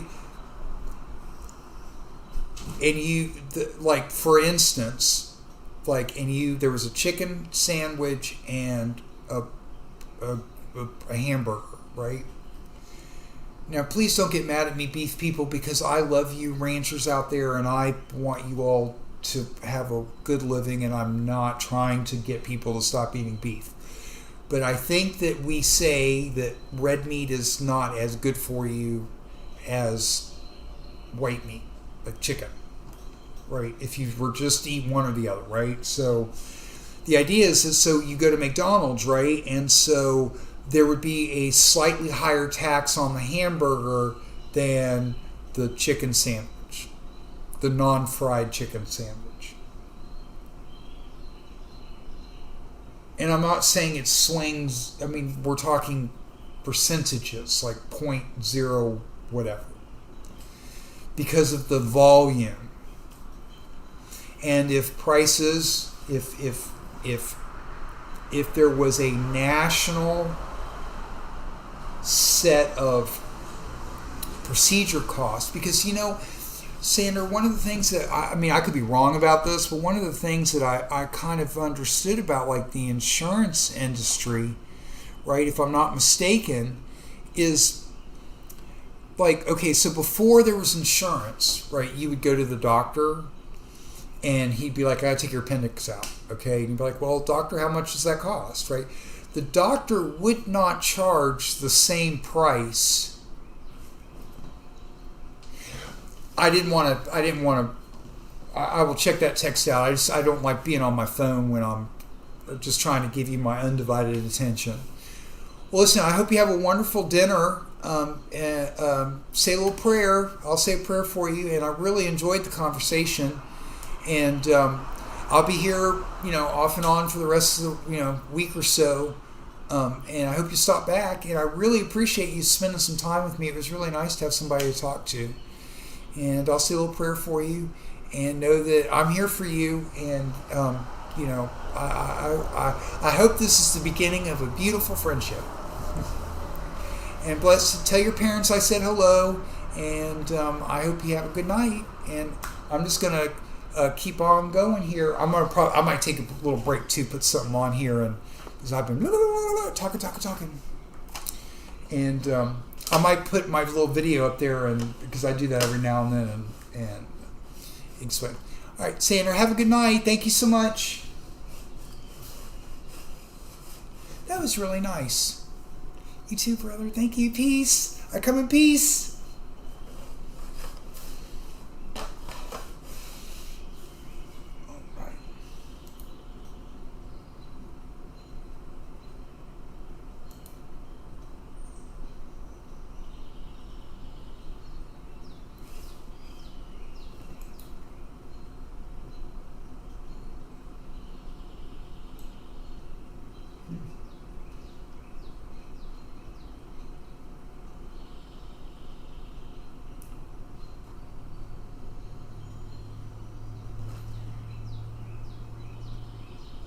Well, you know what, everybody? I think I've been going almost 2 hours now.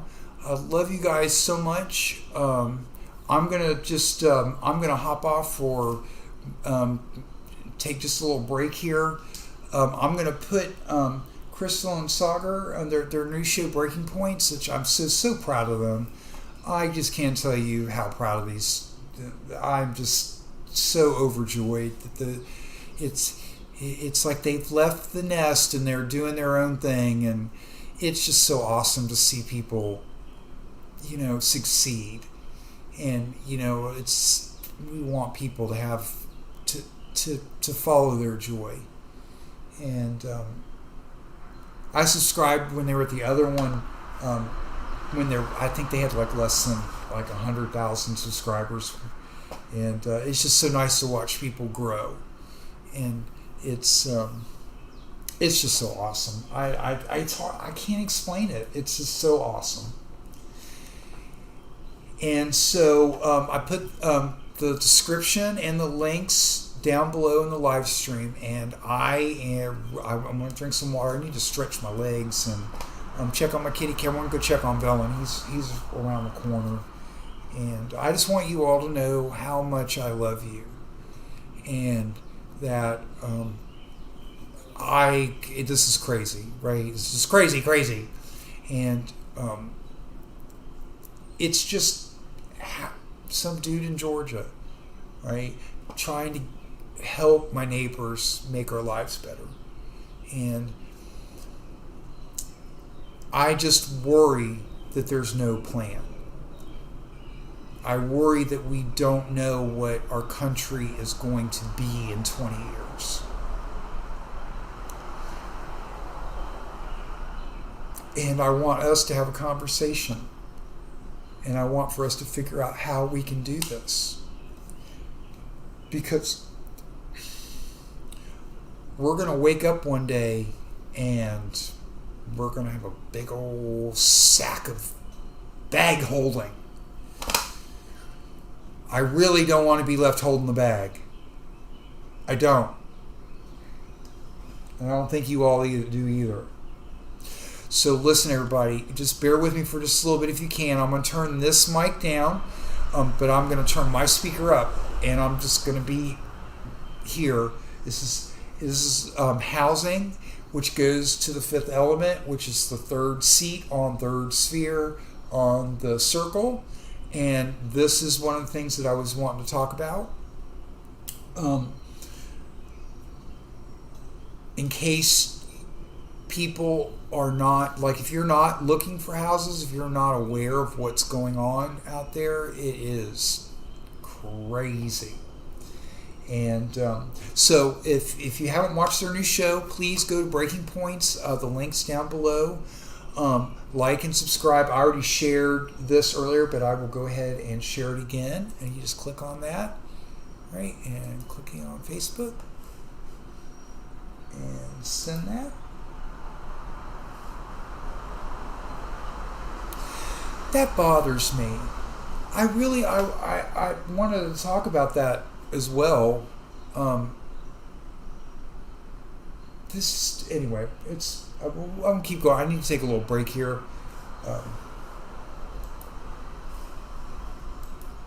And I'm really looking forward to getting your opinions on this.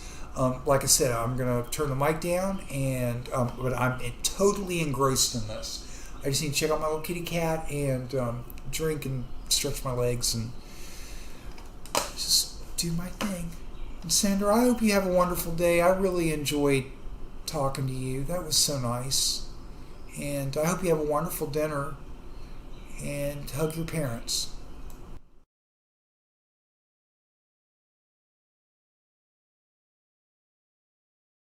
Monday, we have an amazing show for everybody today. What do we have, Krystal? Yes, we do. Indeed, we do, I should say. Can't say it differently. People freak out. Okay, so we got new developments in whatever's going on in the housing market, which is insane. That's what we're going to start with today. We've got some new developments in Biden's push against domestic terrorism and what exactly that's going to mean, as well as some new questions being raised about what exactly happened on January 6th.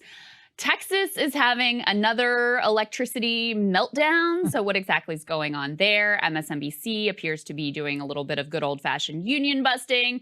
Jeff Bezos is crying. We'll tell you why. That's a little tease for you there. But we did want to start with that housing crisis. Yeah, this is pretty amazing. Also, before we start, we have some beautiful mugs here, union made in the USA mugs, Breaking Points mugs. Many of you have asked where you can get them. There's a link down there in the description. So this is actually a vitally important story that we've been focusing on ever since even we were at Rising, in terms of how private equity is gobbling up the housing market and distorting it. Okay, now as we told you, I think when we were down in Austin and we were said, oh, there's all these people out there being like, oh, who cares? BlackRock, it's cheaper housing, higher housing prices for the owners. It's fantastic. Well, the quiet part is now being said even more out loud. Let's put this up there on the screen from Bloomberg. From Carl Smith. America should become a nation of renters. Quote, the very features that made houses an affordable and stable investment are coming to an end. Rising real estate prices are stoking fears. Homeownership, long considered a core component of the American dream, is slipping out. That may be so, but a nation of renters is nothing to fear. In fact, it's the opposite.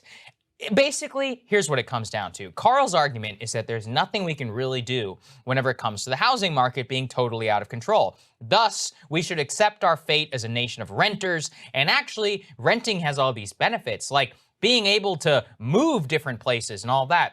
Carl conveniently ignores one thing, which is housing is, just the #1 way that we accumulate intergenerational wealth in America. Right. If you want to know why we have a black-white wealth gap in the United States, it's largely because of housing policies from the 1950s and 1960s, rather than anything that even came before that. Same thing after 2008. Why exactly did we have the largest drop in black wealth in modern history? It's because Black and Latino homeowners were disproportionately more likely to get evicted from their homes, lose mortgages. Oh, and now they have nothing in order to pass on to their children, who are then now currently in debt, have nothing to borrow against. I can go all the way down in terms of the tax benefits of housing, the social benefits of housing, the communitarian aspect. This is pure neoliberal brain of, oh, you know what? Screw you. You basically should just be a widget in a machine. Yes. And you know who you...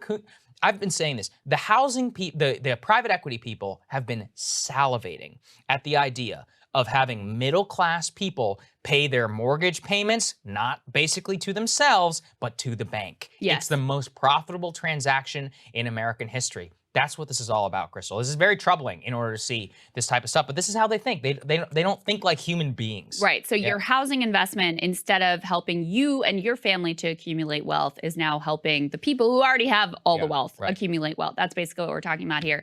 There's actually a lot to say about this. So this Carl Smith guy, he's like a think tank tax policy guy. Kind of smart sometimes. And I mean, it reminds me a lot of the sort of arguments that were made about free trade, where it's like, overall, the market will be more efficient and will add, half of a percentage point to GDP. So overall, this will be a good thing for people. That may be true if you're looking at this like a psychopath who doesn't care about like the individual humans who are involved. They throw around terms like creative destruction. What does that mean? That means your town is screwed. That's what that town means. That's what that term means. It means that we're going to suck all the jobs out, and we don't really care if your town never comes back. We don't really care if your town becomes like this abandoned husk with Main Street shut down and all the factories rotting out, like, frankly, most of the country became because of those types of policies. So he's making the housing equivalent of that argument. Like, overall, this is going to make markets more efficient. The housing stock is more liquid. So this is actually a good thing if you ignore the human cost of what this looks like on a person-to-person basis. Yes, if you're already a homeowner and you want to sell, great. It's good for you. You're building wealth. The housing prices are going through the roof. You've got BlackRock competing with individual homeowners, coming in with all cash, coming in above asking price. Great for you.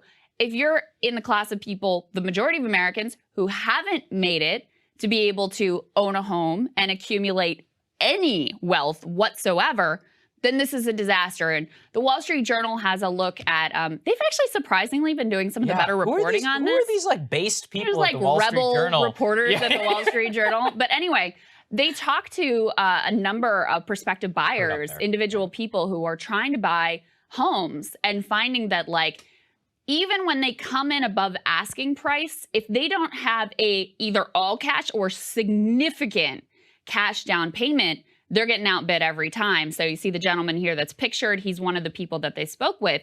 And in fact, the numbers back this up. So half of existing home buyers in April who used mortgages put at least 20% down. So you've basically got to have at least 20% of the purchase price in order to be able to come close to touching a home at this point. So that's very different from what we've seen in the past decade. And now this was an interesting quote from one of the realtors that they talked about too, which just shows you, to your point about the people who have wealth and they have family and generational wealth that they're able to pass forward and get you into that class of homeowners and people who can accumulate assets. One of the realtors that they talked to said, I'd say at least 50% of my first-time home buyers are getting gifts right now, meaning that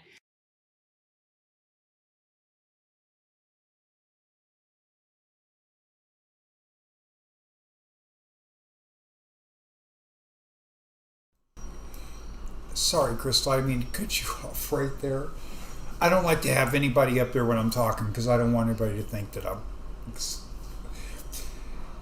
This is so near and dear to my heart, and she is absolutely right. Now, a lot of our failures as humans revolves around lack of imagination, right? Because we can't imagine what it would be like. So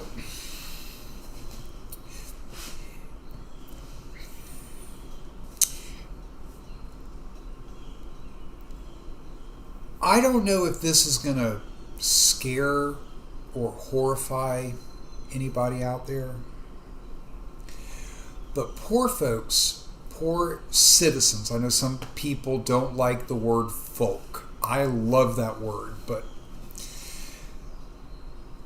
poor citizens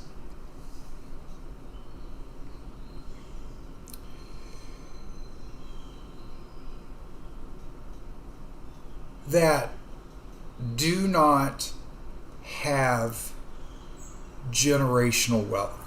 Okay, so you have grandma, mom, and kid. Okay. Grandma has a house. Mom does not.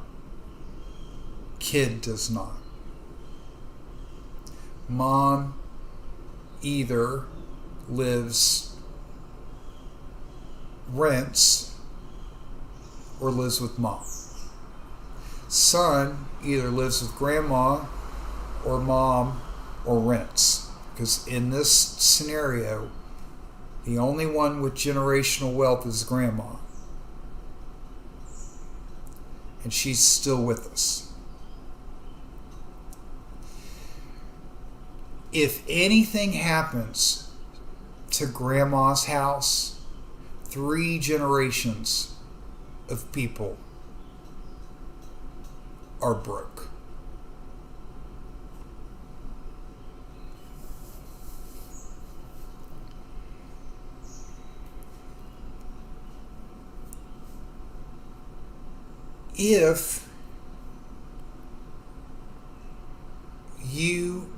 If your parents don't have a home, and when I say home, that means they're paying a mortgage, right? Because we have home ownership and we have renting. If there is another way of living in America, I mean, I understand you could be homeless, but like if you're going to pay money to live somewhere, right? You either rent, whether it's a hotel, or right, you rent /lease, or you buy.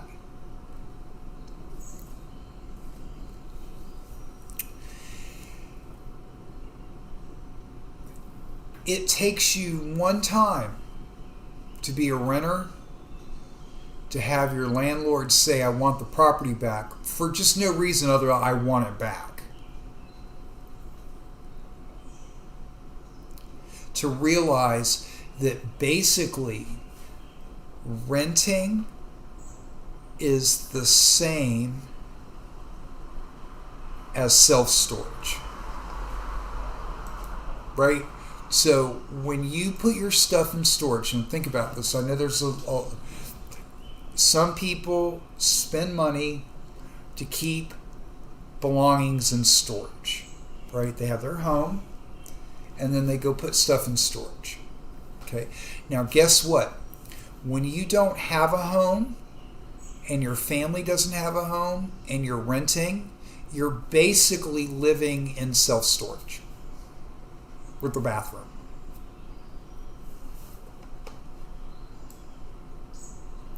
That's what renting is.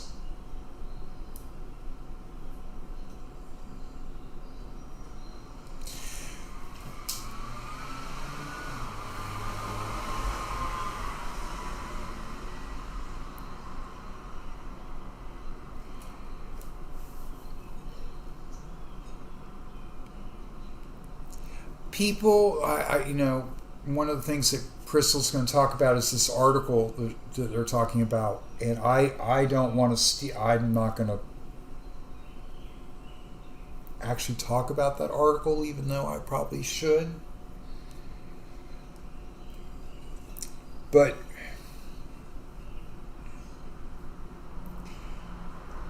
if you have no home base, hello, Mr. Person that wrote the article, or any person in a think tank, anybody you want. Now remember, I could be wrong, and I come in peace, and I'm wanting a dialogue. I'm not wanting to point a finger and say I know it all, because I don't.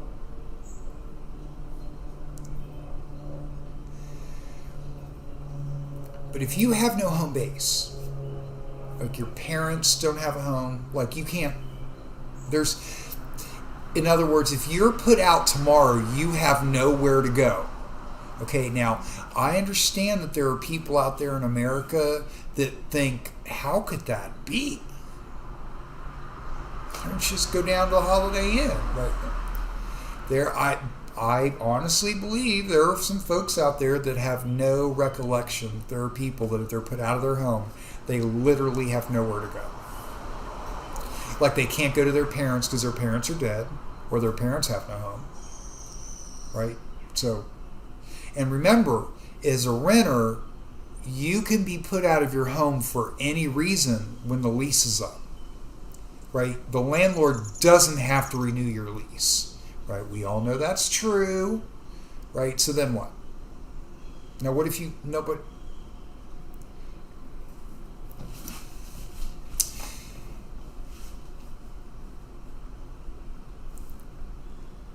it is a national emergency that we get as many poor people into homes that they own that want them.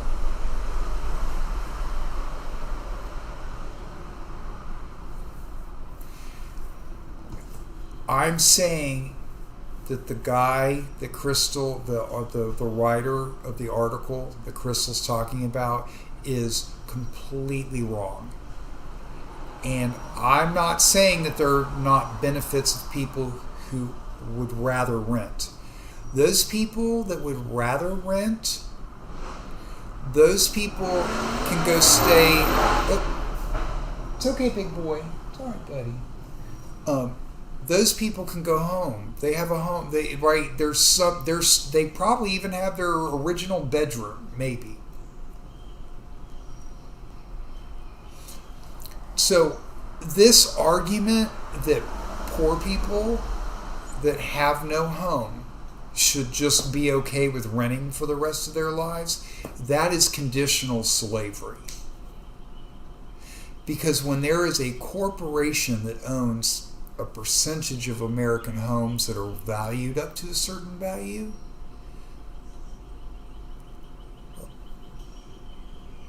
and they just decide, well, y'all got to go.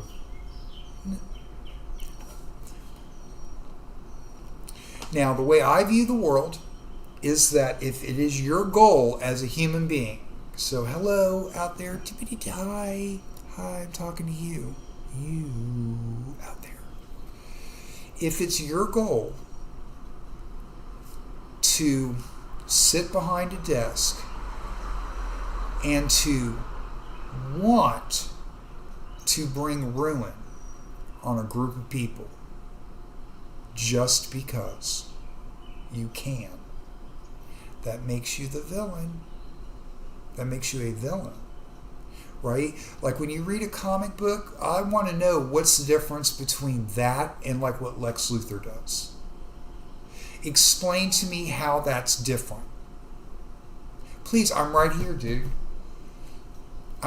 Or ma'am. I mean, I'm literally, I just want someone to explain. Like when I read a comic book or I read a novel and there's some dude out there trying to like do bad things. Like, why is that bad? Yes, sir, that's correct, Mr. Daniel. They are doing that indeed. Well, I mean,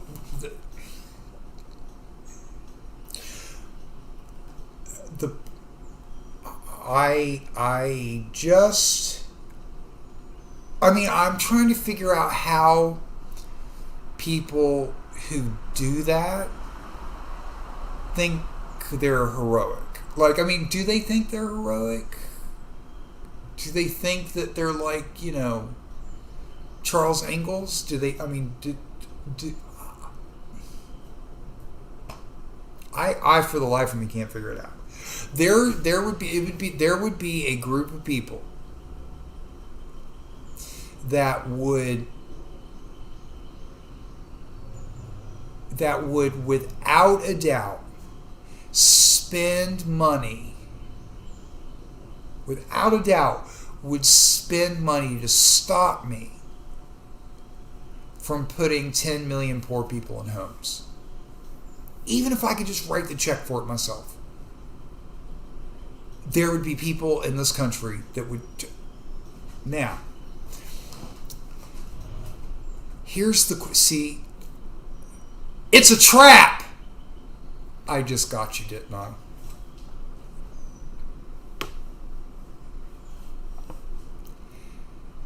If you would stop a private citizen from getting 10 million people out of renting, you would actually, like, maybe pay somebody to run me off the road, or, Silkwood, that was a movie. I saw that about the chick in the nuclear thing, right? People, right? People do bad stuff, mafia and all kinds of stuff, right? So,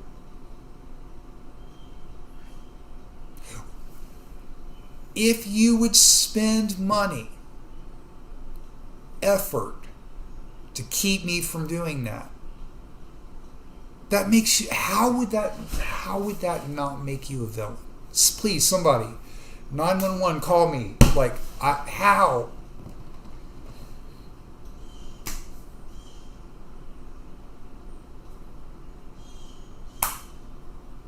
I can't figure it out.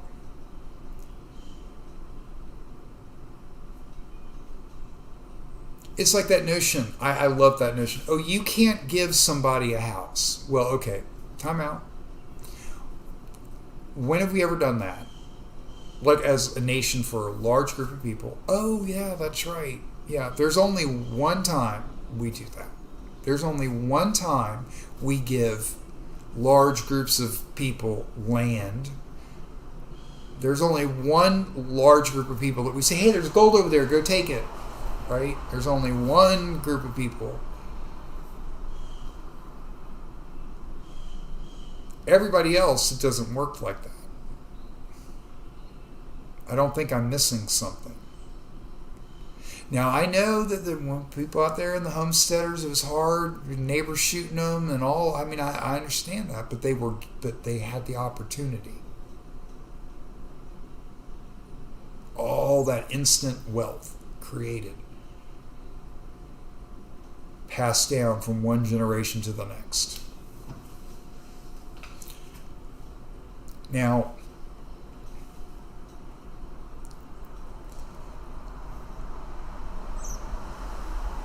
even if it was $200,000, like, so, you buy in bulk, right? I've had this I'm looking forward to a contractor to tell me that it can't be done.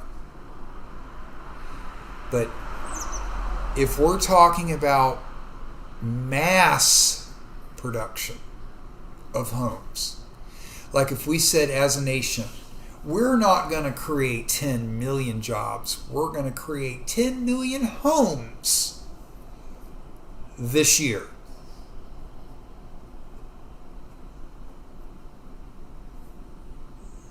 And then give them away.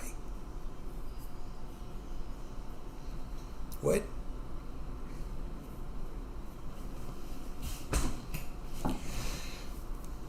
Allegedly, I don't know. I just work here. Well, I'm unemployed here, but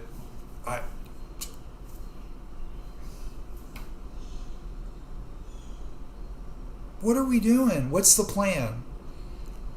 I was asking my new friend Sander up there earlier, Daniel, was like, does anyone think, do we dream? Does anyone have a vision for what America is going to look like in 20 years? Does anyone out there think in 20 years everyone's going to have health care?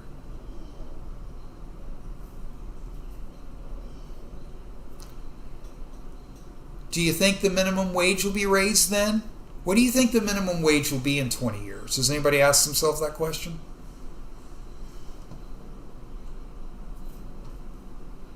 Assuming it's raised at the same rate it is now, right? Oh, and speaking of the minimum wage, and Krystal and Saagar, I'm coming back to you, I promise. And I don't know if I've said this on my live stream before, but what a tactical blunder that was. Now think about it. If there's someone that ever gets to hear the sound of my voice, now I want you to just understand this. Now I'm just some dude in Georgia, right? High school education. Here's what I imagined happened, is that there were congressmen, senators,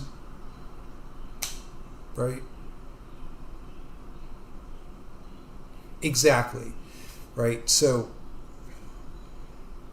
there's a group of politicians and then their donors in a room, computers, whatever. And they were like, there's no way we're raising the minimum wage until after everyone gets a job. Right? They want everybody to go back to work. Okay, so that they would have had to take the jobs at less than the new minimum wage. Well, okay, now the politicians are just mid-level managers. Okay, so let's push them. This is to the donors, right? I'm just talking to whoever convinced the because the thing is that I don't ever forget the politicians aren't doing what they want to do themselves. That's not, the politicians are doing what the donors tell them to do. Now, if anybody out there in La La Land, out there in Hollywood, right, wants to come over here and tell me that those politicians aren't doing that, they're actually disobeying their donors. Come on, bring it, talk to me.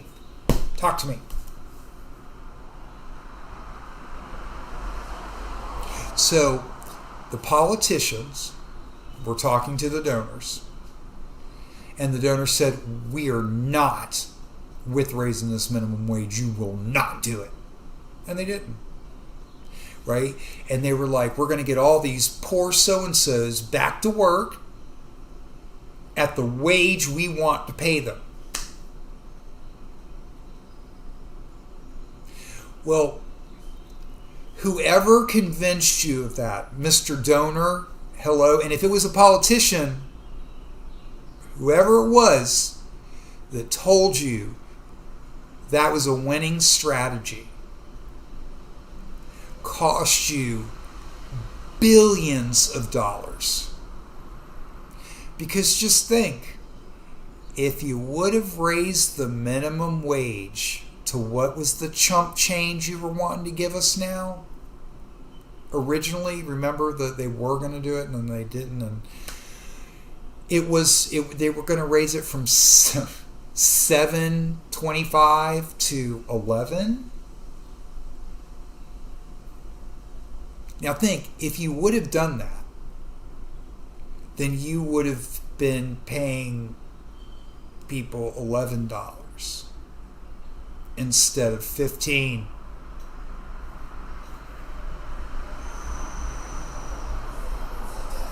Or am I missing something? Did I miss that? I mean, right? Because if you would have passed the minimum wage, right, you would have had that story. And you would have had the minimum wage at 11 instead of you all having to pay what you're paying now. Am I missing something? I tactically call that a blunder. If the goal was to pay as little as possible. Now, I know the fundamental principles of capital is you pay the least and take the most. That is ultimately the goal of capitalism, correct? Yes. The way it is currently in 2021, controlled by the neoliberal mindset, it is short-term profits over long-term gains, always. That means you always take the short-term gains, even if you could make more in the future, right? That's kind of screwed up, really. You think about it. You always take more now, even if you could have made more in the future. Right? As we do that with our relationships with people, right? Isn't that what we do? Right? I mean, the goal that, I was talking to a lot of younger brothers, and they're like, yeah, man, I get in relationships with women, and I'm gonna get them to do everything I want, and I'm gonna give up nothing.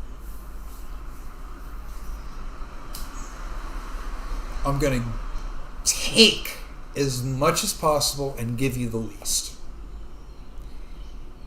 Now, if that is a philosophy of an individual or a corporation, where does that road end?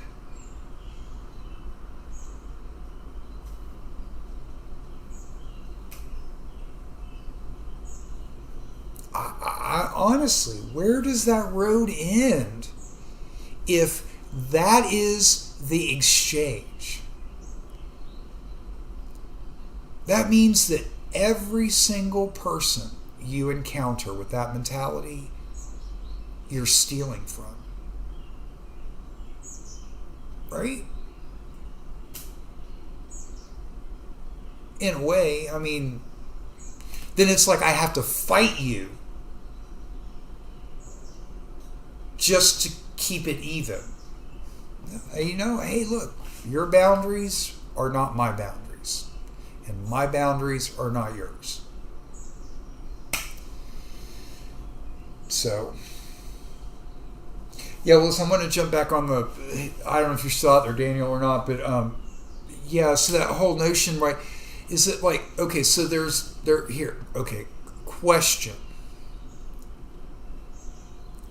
as we move forward. Do we know? This is a question. I don't have the answer to this right now because I'm just like homework, right? So, question that we all need to answer. It's just poor folks trying to come up with a plan. So, one question. Do we know how many empty homes there are in America right now? Okay, now when I say homes, we're talking apartments, single family homes, duplexes, right? Do we know as a country how many empty homes there are?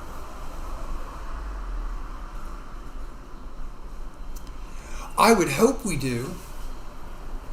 Maybe some libertarians out there would like to have a conversation with me about whether or not the government should know that.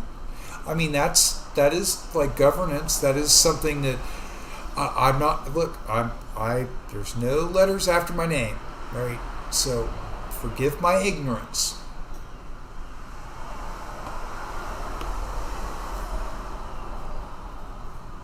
Just a question.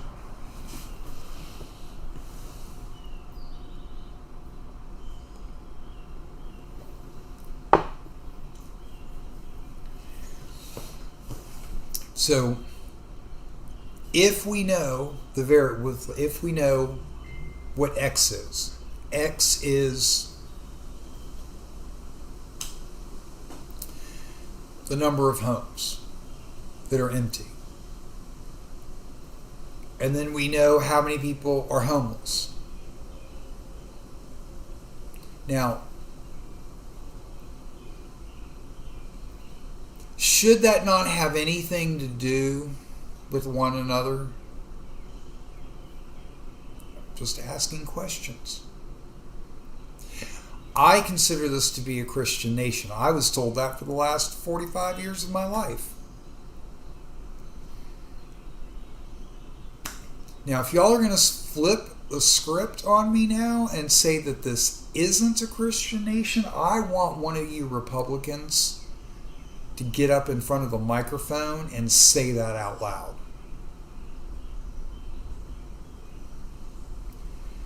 It's like whiplash.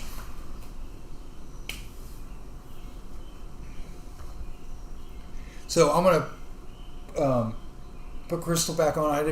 I take, it's so, I know people are like, why does he talk like that? Because I live alone, I'll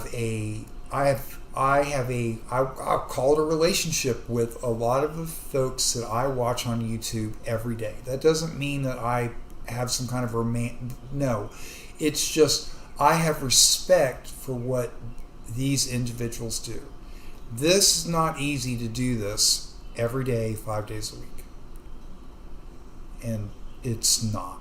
And so, because I don't know what the hell I'm doing, I don't ever want to be disrespectful to another person's content. So,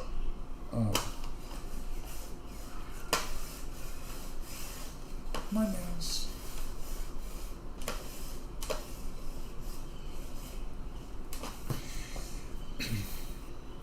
Ideally, for anyone who's still hanging in there with me,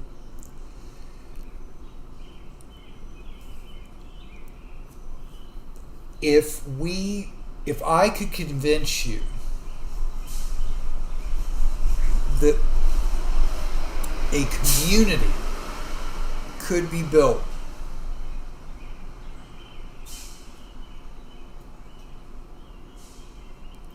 where each person could get roughly 1,000 to 1,200 square feet. Not a shack, not a pod, but a home.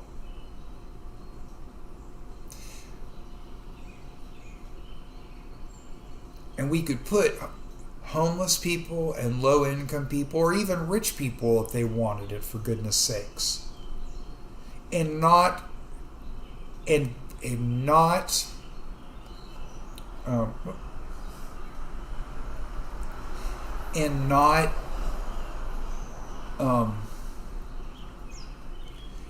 and just give them the house, right? No drug tests, no, right? It's a community of people like this. So it's not in your backyard. It is near, but it's not in your backyard. And it would be people like me. Would you not want me as your neighbor? I mean, these people, there might be a lot of people that'd be like, yeah, I want you as my neighbor so I can bury you in my backyard, right? No. There are a lot of poor folks who have made bad decisions, good decisions, poor, whatever, right? And we would like a shot at putting down some roots somewhere so we have a place to bury our bones and make neighbors. But when you have multinational, multi-trillion-dollar companies buying up all the property,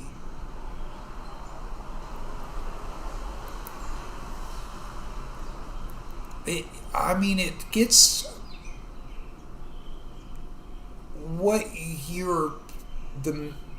I could be getting the message wrong. But the one thing I am going to do is tell you the message that I'm getting. And what I see going on is that same group of donors buying up all the homes so that the poor people still have to call you sir.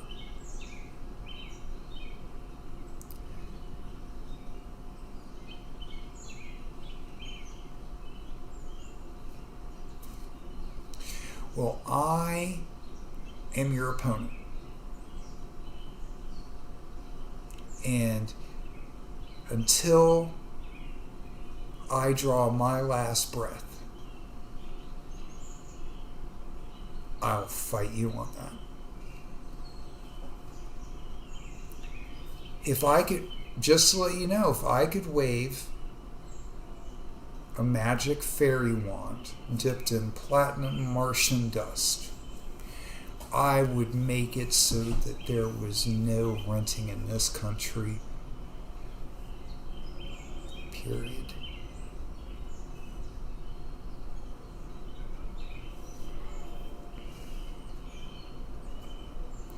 I am your opponent.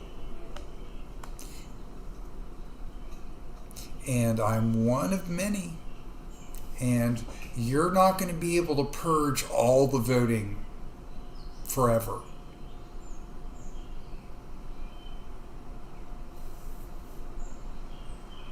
One day, every American that wants a home is going to have one that can't be taken away. That does not make me a socialist. Not by that dictionary, it doesn't.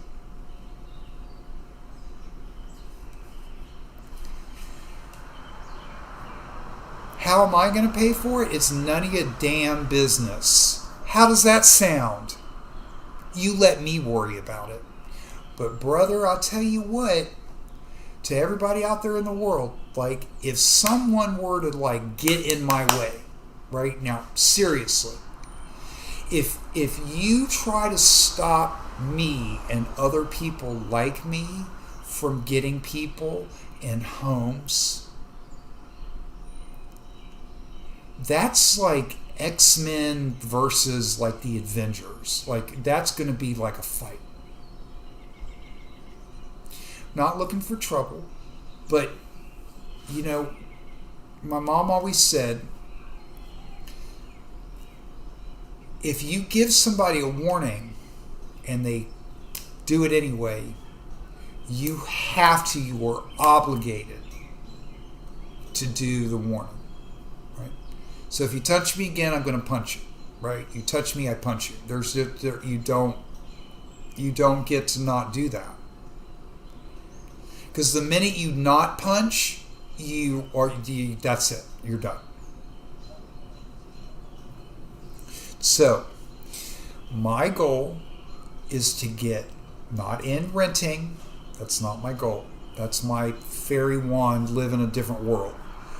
My goal is to get people who need to build generational wealth and want to live in a community to be able to do it without your billionaire fingers getting all up in the way.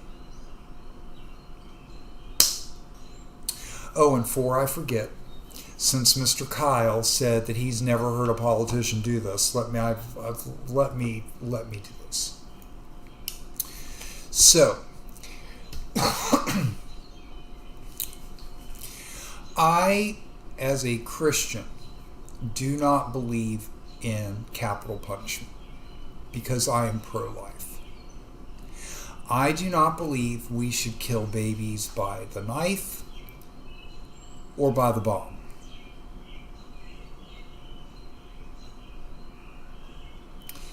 Babies equal humans. As a Christian, I often ask myself, who pays the price for a human being who is murdered, who is innocent? Now, the horror for me as a Christian is I say to myself, what if that citizen wasn't saved?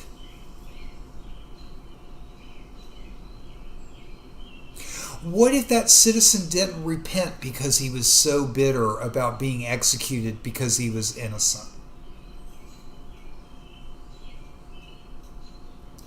We all know, I've written this on Facebook many times before, we all know that people go to jail who are innocent. We all know that people get executed by the state that are innocent. And as a matter of fact, here is something we also know. Why I am against the death penalty. Does anyone out there know when was the last time in American history that someone that was put to death by the state had an excess value of over $20 million?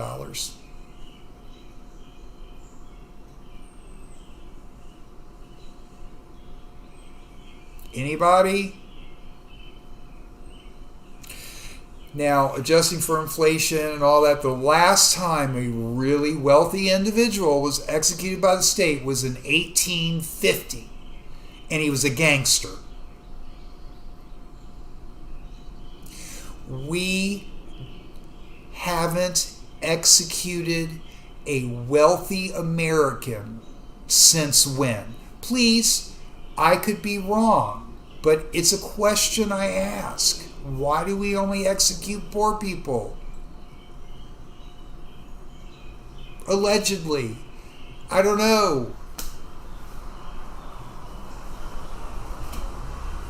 No. We are not going to kill anybody. No.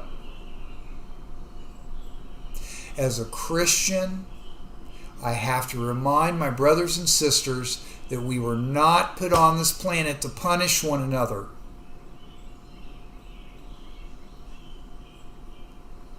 We are here to build and restore.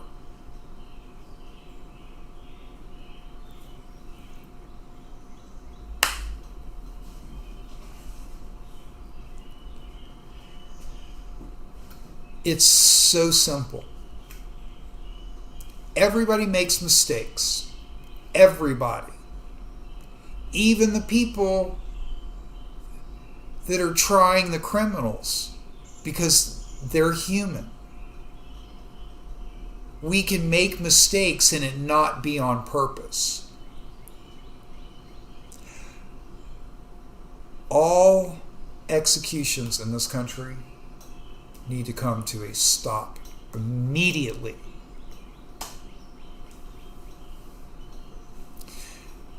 The reports that say the amount of money that we spend on death penalty cases, etc., etc. No.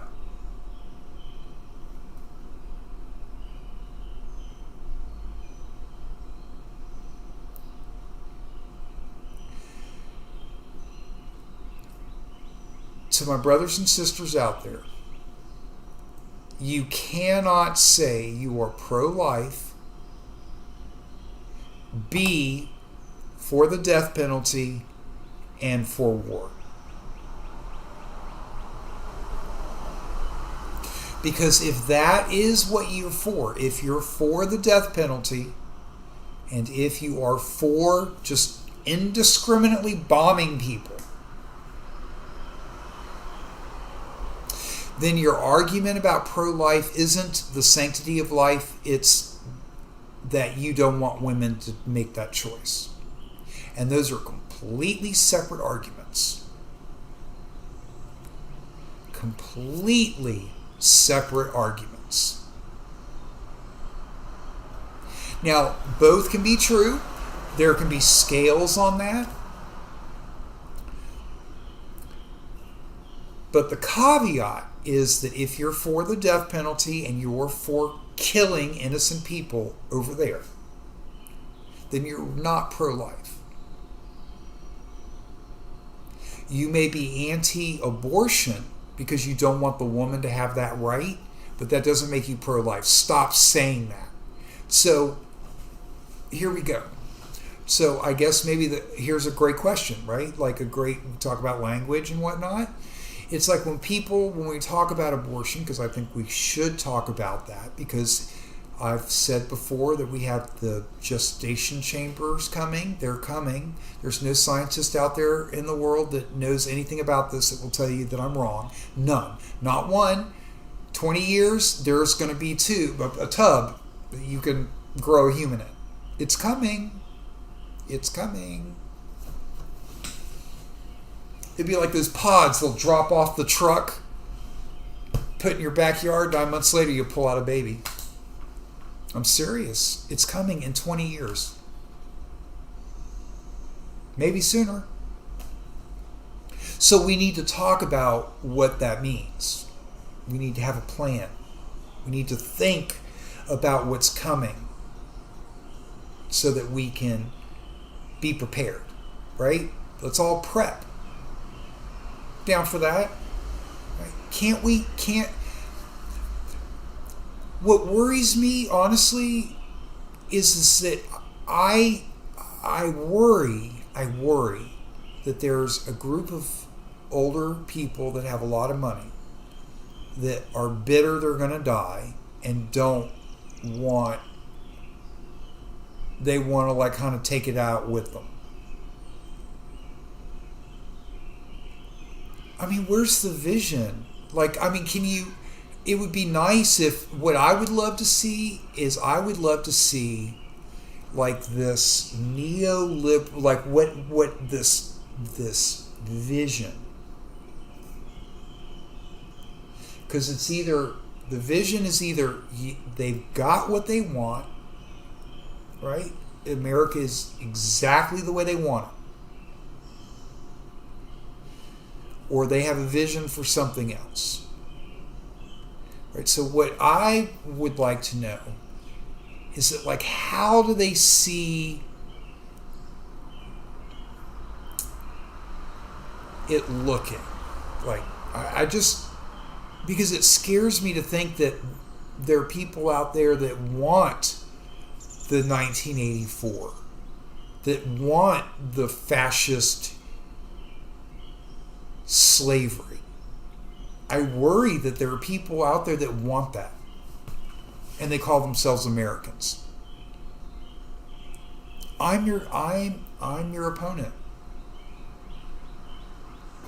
I who believe that every American has the right to vote and you can't take it away, even the guys in jail and ladies.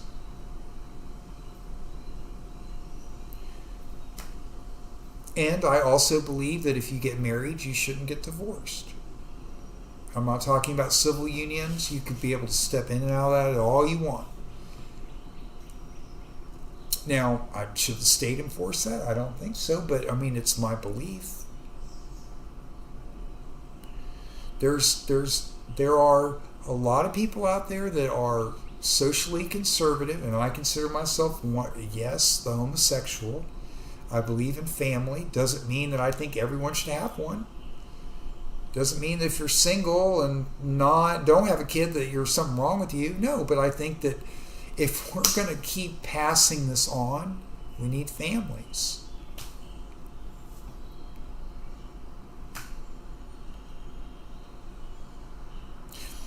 I guess it's just it is a little frightening to wake up after 53 years being, Reagan, just this. I mean, you all know, everyone out there knows the story that has been fed to America.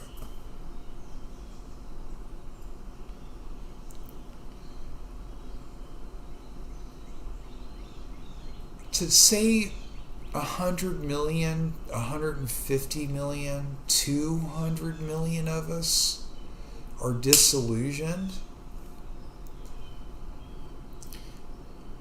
I just said, like, if we want to pass it on, right, you have to have children, or you have to have families.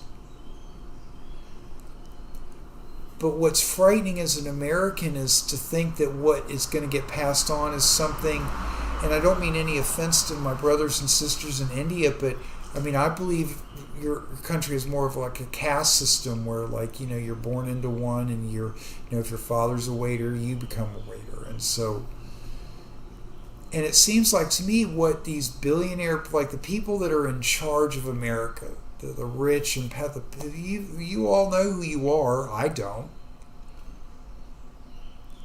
But is it that you want to pass down the system? Like, so that America is now a caste system? It's like, so that there's no... It's like in Atlas Shrugged, I can't remember what chapter it was towards the end. It's like when everybody had to spend exactly what they spent last year. Right? You couldn't get promoted. You couldn't quit your job. You just... But for generations, is that...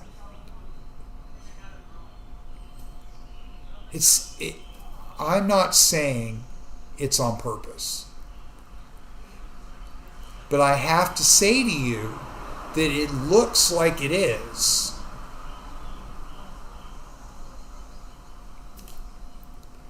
There's so many good people out in the world. There's so many good people that made a wrong turn, that might have the cure for what your wife is dying of.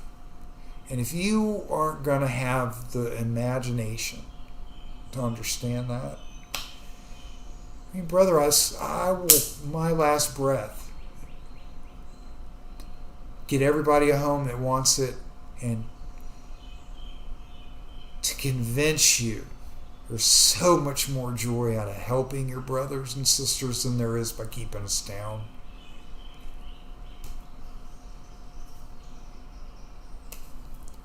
It just really seems like I'm a brave man, but however, when I look out at what's going on, millennials not being able to buy homes, I mean, the script is getting kind of old.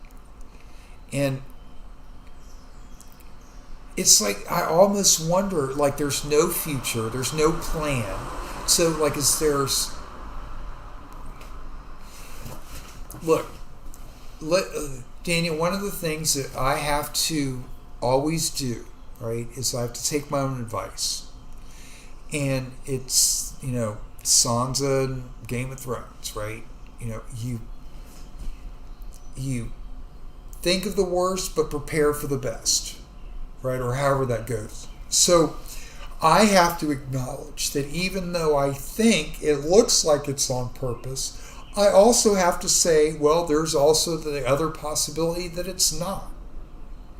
You have to be able to hold all of it simultaneously. However, over time, it's you throw out, what is proven to be not true. And it's like with the church. I know we're supposed to be like separation of church and state. I get that. But what I like, one of my, like to my brothers and sisters out there, right? So the churches get all these tax benefits, but yet there's all these homeless people. You say that it's not the government's job to take care of homeless people. Well, is it anybody's job? Well, it's your job, David. Well, I'm coming, and I'm going to fix that. But see, the problem is if I fix it and there's no poor people to rent to anymore, then you're going to, like, what's going to happen then?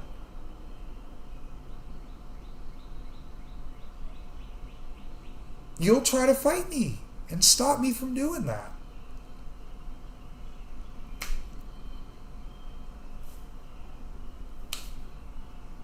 I want we the people, America, that I was told for the last 45 years is the greatest place on the planet.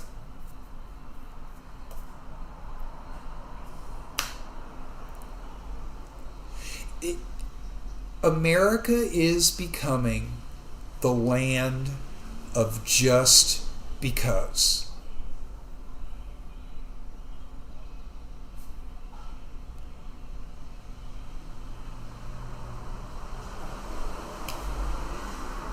What is frightening, because of all of the history I know, is that, and it goes back to, come sit at my table, right? Is that there are people in this country that will go out of their way to burn down and destroy other people's good stuff. Because they feel like it threatens their power structure over there. Like Black Wall Street. I mean, what was that nonsense about?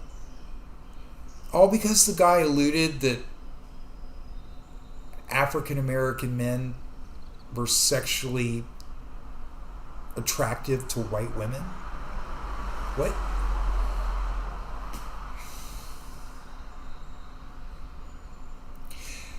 Okay, so so here we are.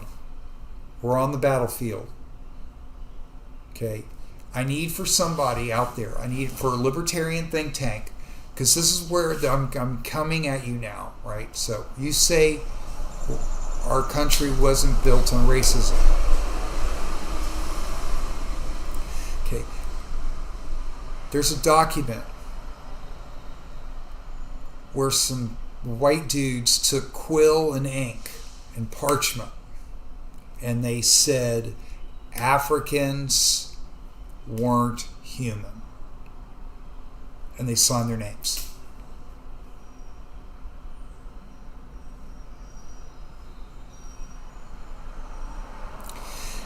That is racist. Now,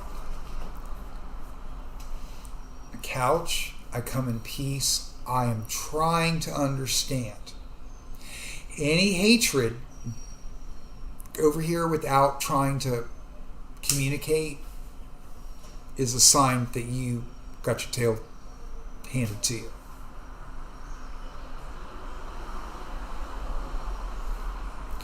They took quill and ink and wrote on parchment that Africans weren't human.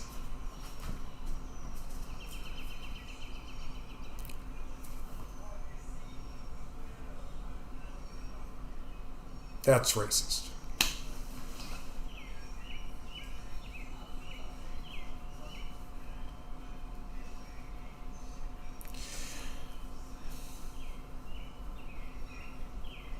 Anyway, I kind of got off track there. Well, listen, guys, it's going 3 hours now, and I'm going to try to come back later. I got so engrossed in my conversation with Sandra, I kind of got thrown off on my G8, G7 thing, but just why it's on the tip of my tongue, and I want to watch Chris. I just kind of went all over the place, didn't I? I'm gonna watch the rest of my show, drink my tea, go to the bathroom real quick, and then I'm going to take a break for a little bit and come back and work on my art live. I'm here to pray for you always, and I love you. And I'm sorry, I don't know. I want to be the Wizard King. I have a set of skills. I'd like to be the Speaker of the House.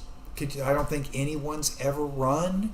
You can't run for Speaker of the House, which is what's so awesome about trying to do this, right? The only way I could, for me to say, Madam Speaker, in 2022, right, I'm going to try to become Speaker, right, but not hold a congressional seat.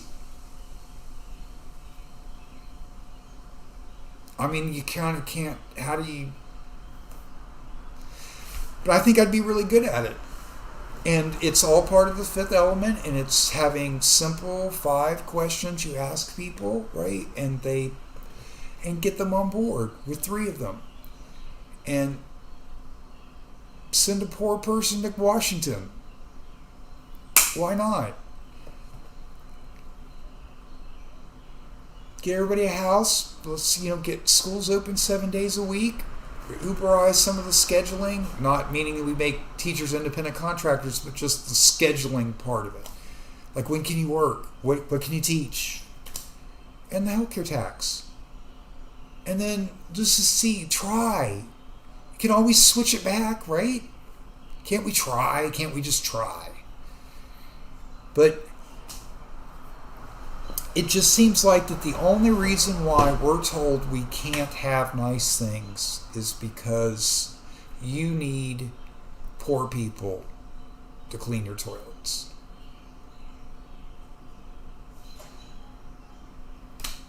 Here we are. This isn't going to resolve itself. Not at all. This isn't going to resolve itself.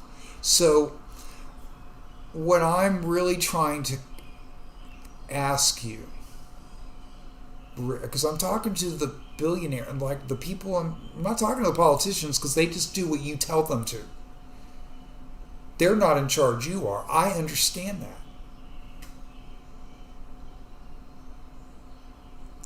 I just can't, for the life of me, please come up with a narrative that's going to give me something to hold on to after you pass away. And that's not, everybody knows by now when I say that, I'm talking about people just dying because they die of natural causes, right? If you're 80 years old, I know you don't want, it's coming, right? The end is, there's an end. And it just, what are we doing? You need to start sending it. I love this thing from the West Wing. If there is a secret plan to fight inflation, y'all need to let it out. Because all the poor folk in this country, the message that we are receiving from you is that you want us to shut up, go back to work, and to continue to vote blue no matter who.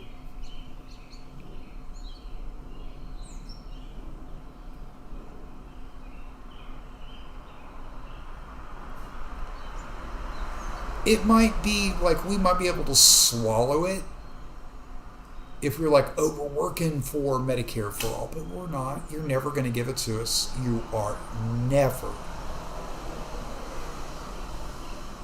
You know who you are. You are never going to give us Medicare for all. You are never going to give us a higher minimum wage. And so, as one of the most brilliant media artists used to say, Mr. Limbaugh.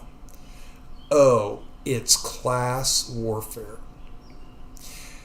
Well, God rest your soul, Mr. Limbaugh. And my answer to you is on guard. It's been class warfare for the last 100 years.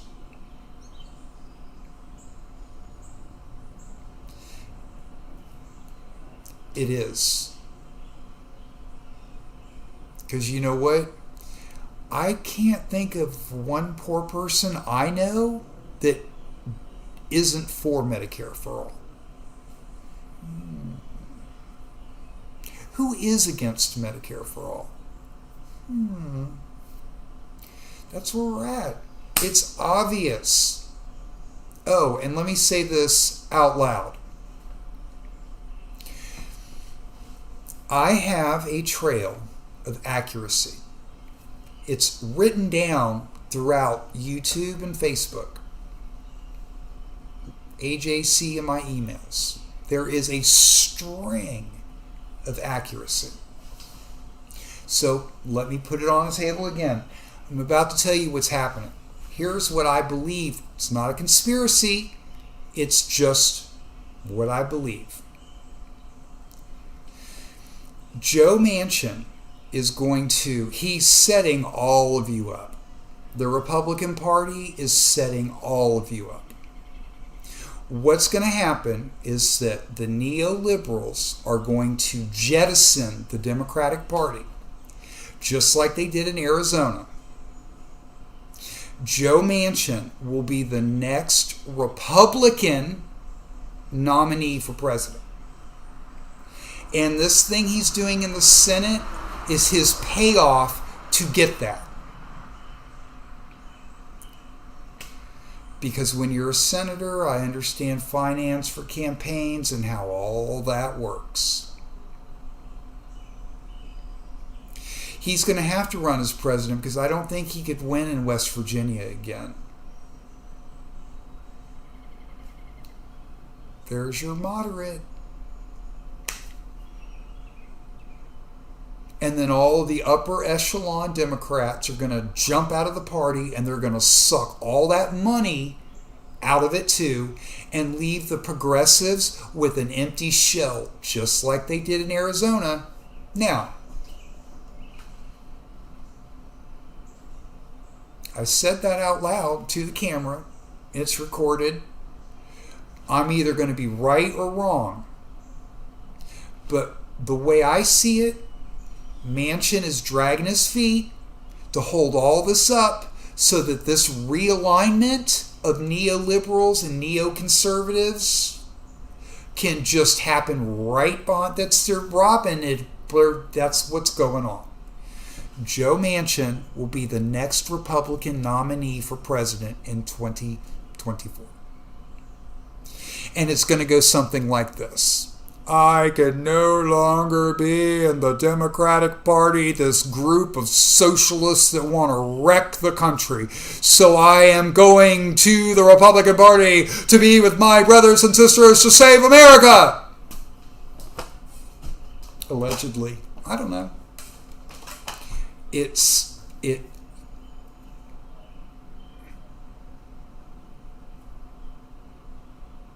Keep letting him say no. And then you're going to hand him the Republican Party. Joe Manchin will be the next Republican nominee for president. Allegedly. I don't know.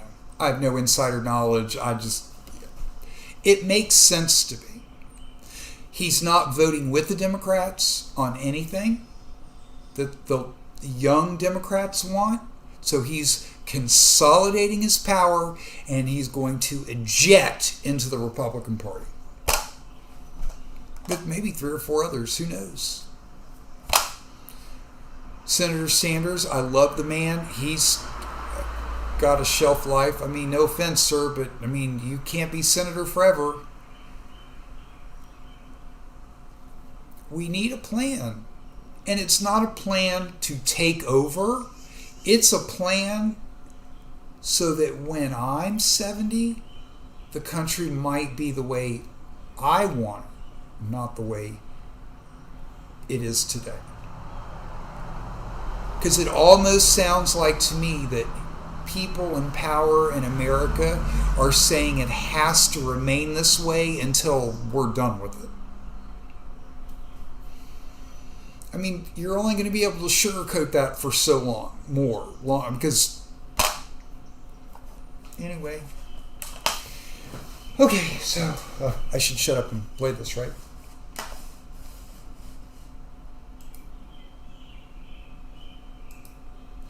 Okay, I'm gonna back it up a little bit, turn the mic down, and I'm right here.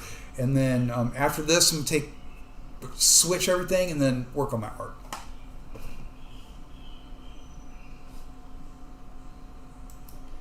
And once again, I'm so proud of them. It is nice to watch people succeed, and I just think that's fantastic. So, anyway, I'm gonna turn this down, and I'm here. If you guys want me to pray for you, just put something in the little chat thing. I'm here. I love you guys, and I'll be back.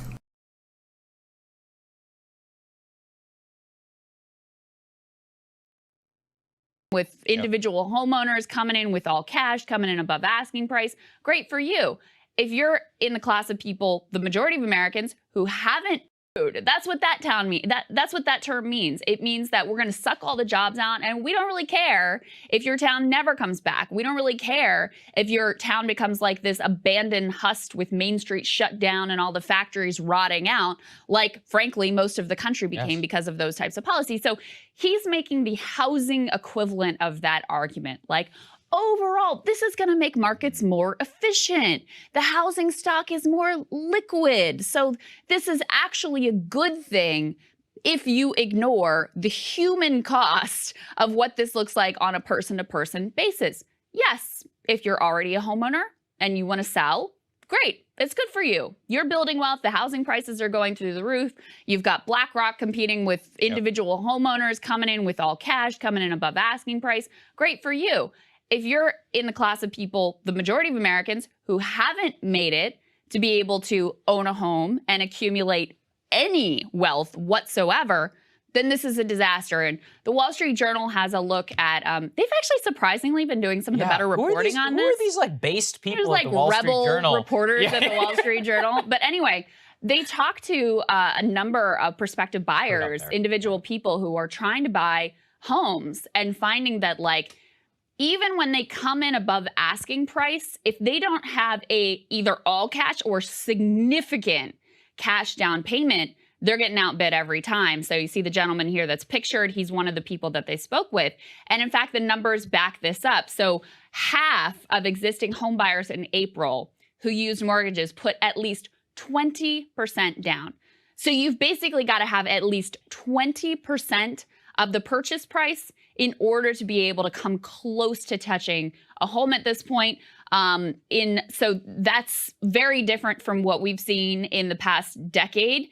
And now this was an interesting quote from one of the realtors that they talked about too, which just shows you, to your point about the people who have wealth and they have family and generational wealth that they're able to pass forward and get you into that class of homeowners and people who can accumulate assets. One of the realtors that they talked to said, I'd say at least 50% of my first-time home buyers are getting gifts right now, meaning that from parents. They've got parents or grandparents or whoever in their life who can help give them the money to be able to put down that 20 or 30 or 50% so that they've got a shot in this game, because otherwise you don't stand a chance. You're dead. This guy who they profile here, he and his family, they gave up. They gave up. They said, you know what? We'll just keep renting for now, which means more years of not being able to build wealth.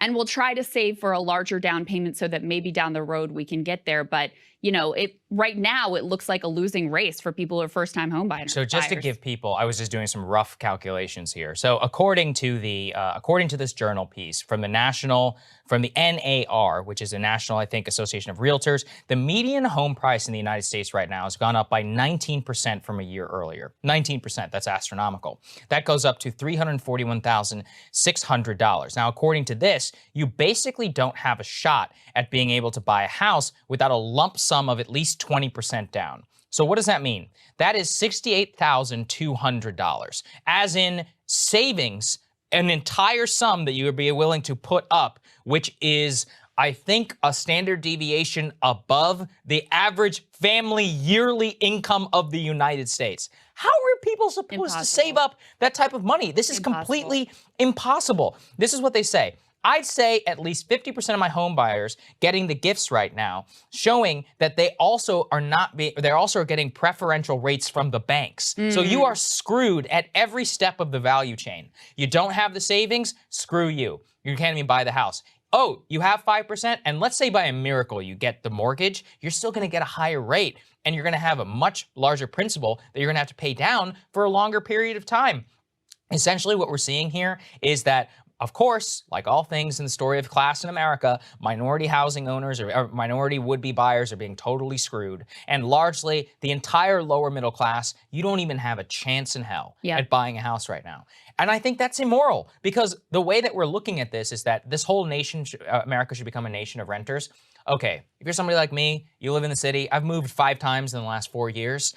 You know, I'm not saying it's a good thing, but like, I have the ability to do so. Everybody I know who's my age, 29 years old for reference, everybody rents. Nobody even buys a house. There's not even a chance in hell in terms of here in Washington, D.C. And there is some benefit to it, right? So like, oh, I heard this neighborhood over here is getting cool, all of that. But we are not the American economy and American body politic. And if you look at, and this is why I'm obsessed with this, which is if you look at the #1 reason why people say that they're not getting married, or especially not having kids, they say they don't have the ability to do so. Housing is a huge part of that story. Yeah. Whenever you're a renter, guess what you don't control? The price of your abode. And maybe, this is what happened to me, a landlord can just be like, yeah, you gotta get out of here. Sorry, like, it's my place. I've decided I wanna sell it. I've got 2 months. You gotta if you have a child, you can't do that. Yeah. What are you gonna do? And then, and by the way, rent prices went up 25% in the rest of the country. I found this yesterday. The Huffington Post profiled this. I didn't have time to get the tear sheet made. But just to show you how insane the market is, this house in Colorado is listed on the market for $590,000, a lot of money. It's described as a little slice of hell, urine saturated. The previous tenant just completely destroyed, stuffed animal feces into drawers, destroyed the home. It's being sold as is, by the way. This isn't like, oh, we're gonna make improvements to it to justify $590,000. No, spray paint graffiti all over the wall, urine-soaked carpets, literal human and animal feces on the floor, a freezer full of meat that has been rotting now for months because the electricity.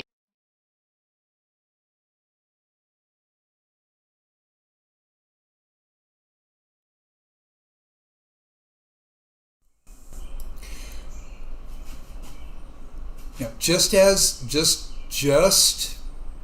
as part of my general rule in life, right, is that you always want to have 2 competing possibilities of things, right?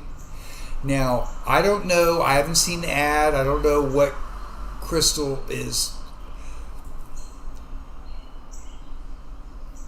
Either the tenant did the damage or somebody else did. Now,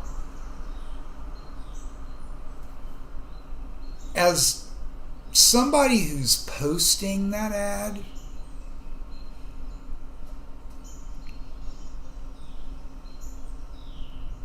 I would want to dig into, I think that there's something just doesn't. So I'm going to announce to the world I'm going to sell this piece of poo-poo house.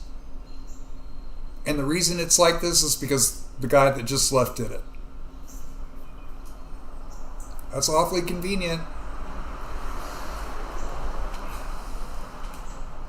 Right? So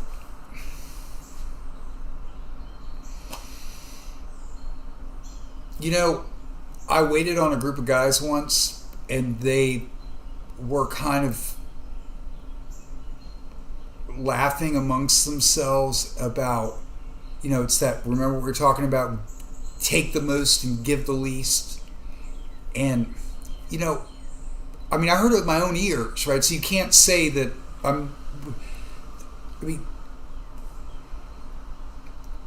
I could imagine a group of dudes getting around and being like, let's just see how shitty we could make a property and watch these idiots still buy it.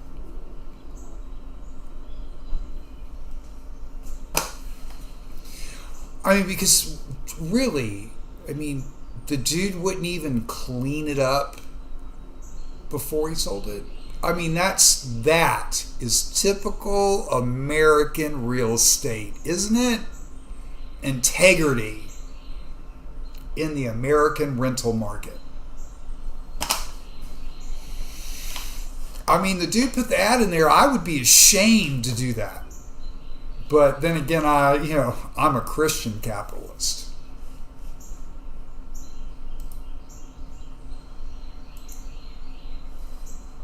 So, no offense to Krystal, she's just reading it, but every time I hear a story, I think, okay, this could be true, but there could also be something else, right? And so, would you really...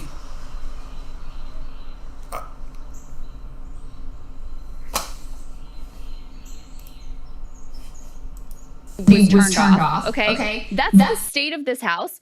And this realtor has gotten something like 80 offers on it. In California? In Colorado. Oh, in Colorado? $590,000. She's received 16 cash offers, all cash offers, and got 89 text messages about it in one afternoon. Oh my God. Okay, That's the level of insanity that we're talking about, because in large part, you have a small amount of stock on the market, and then you have all this permanent capital, private equity, and all these institutional investors getting in on the game. And so even shitholes like this, literal shitholes, right? Literal. There's no other way to describe that one. Yeah, I don't know. For more than $500,000. So that's the level of insanity that we're talking about here. And to bring it back to the really serious, Heather Long has a new piece in the Washington Post. She's a phenomenal reporter. She's really got her finger on the pulse of like these bigger trends that are going on right now. And she points out the eviction moratorium is about to end. Okay. And we covered, of course, how a lot of the rental assistance that was passed by Congress never got out to the people who needed it. Right. So people have really been hosed. You have this dichotomy where the economy is doing pretty well. You've got a lot of job creation. You've got a lot of openings. Things are coming back. Things are reopening, et cetera, et cetera. But you also have this mass of people who are way behind on their rent. And landlords have been chomping at the bit to be able to kick them out and then jack up the prices.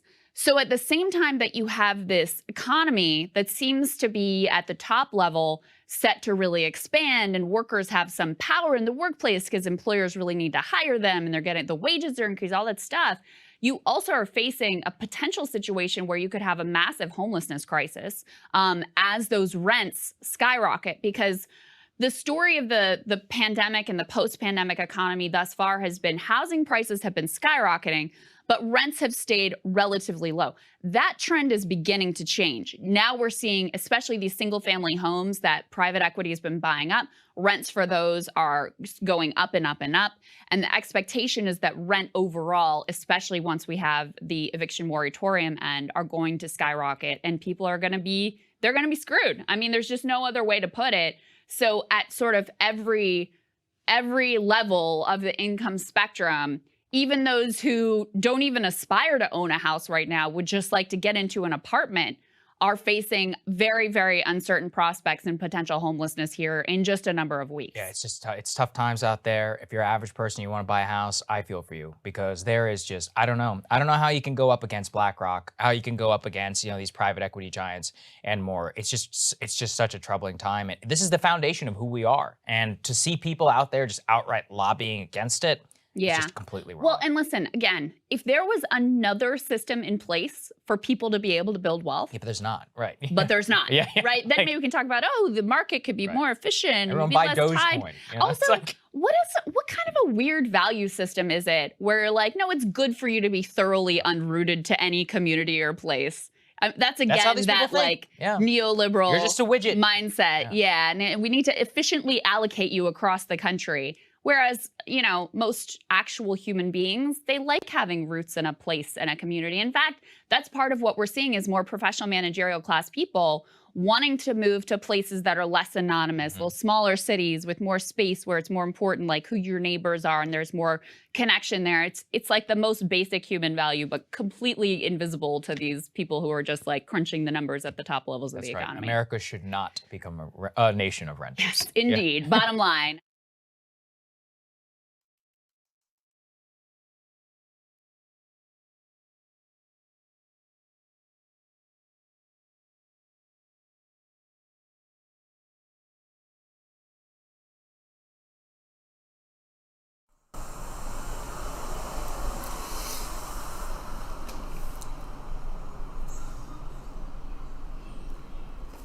So, I know this is a little maybe childish, but just bear with me, right? So, let me just try to tell you a story, like in my mind. It'll take 10 minutes, and then I'm going to log off for a little bit and come back and work on my art. But this is kind of how the story goes, right?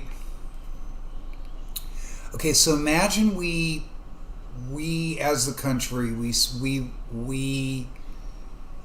start and we take all of the non-violent drug offenders out of prison, right? Okay, now we have a goal. We're going to say we're going to do that in 8 months or a year or 6 months, right? And we have a big conference like at the very beginning, and we get churches, we get all of our resources lined up. We get churches, nonprofits, social, private. We say we're going to take, I think it's like 180,000, 190,000. Those are the easy ones, right? And they're out of prison, right? Now, some of those citizens have been in jail a long time. They never graduated high school. They don't need to be returned to normal life immediately. So, housing. So, if you can imagine a community of maybe 1,000 people, it's near kind of a metropolitan area, or maybe out in Montana or Wyoming or wherever, right? Okay, so, and 1,000 square foot home, not a shack, not a pod, right? 1,000 square feet, living room, kitchen, bathroom, bedroom. I'm blessed. Blessed, right? So, we take one of these individuals from prison, and we have maybe 10 of these communities throughout the country, hopefully 100. Take one out of the prison and find a community that's near their family, right? We're not going to just say you have to go here, right? Because the idea is these men and women are free. Okay, and so here's the story. So take this incarcerated citizen, nonviolent drug offender, we release them from prison. We let them know that this is going to happen. We don't just do it, right? They know it's coming, right? So there's a year of preparation, because that's a lot of people, right? We wouldn't just do. I hope you're working. You're not fighting me on this, right? But that you understand that there is a way to do this, right? Okay, and then we take them to this house, right? Their family's there, and they drop them off, right? And we give them the key and the deed. we say, welcome home. Get in the car and drive off. Now, this citizen doesn't have to pay any rent, right? They have about $100,000, $200,000 piece of property in a community that's expecting them, right? So now, you take me, for example. Now, I would love to have that opportunity to go into that community and maybe be a counselor or, whatever.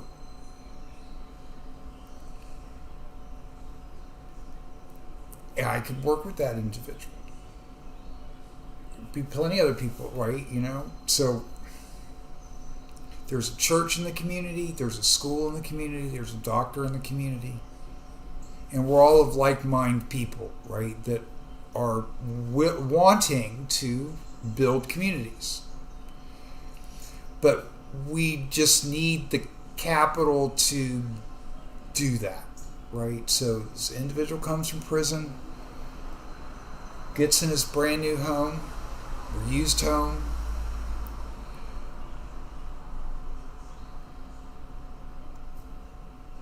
then what?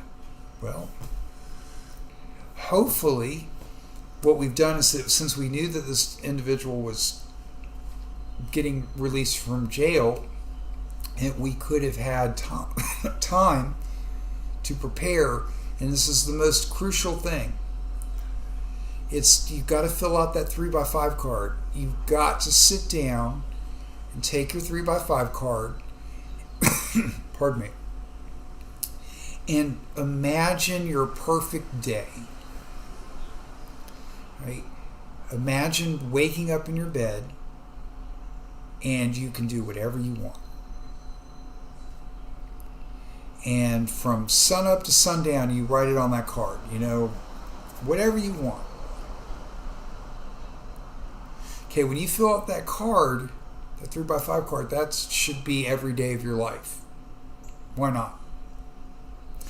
And ultimately, if we take all those 3x5 cards, Daniel takes his 3x5 card, Sander takes his 3x5 card, I take my 3x5 card, and we put it in a bucket, and we come up with a system that we can make all the 3x5 cards come true.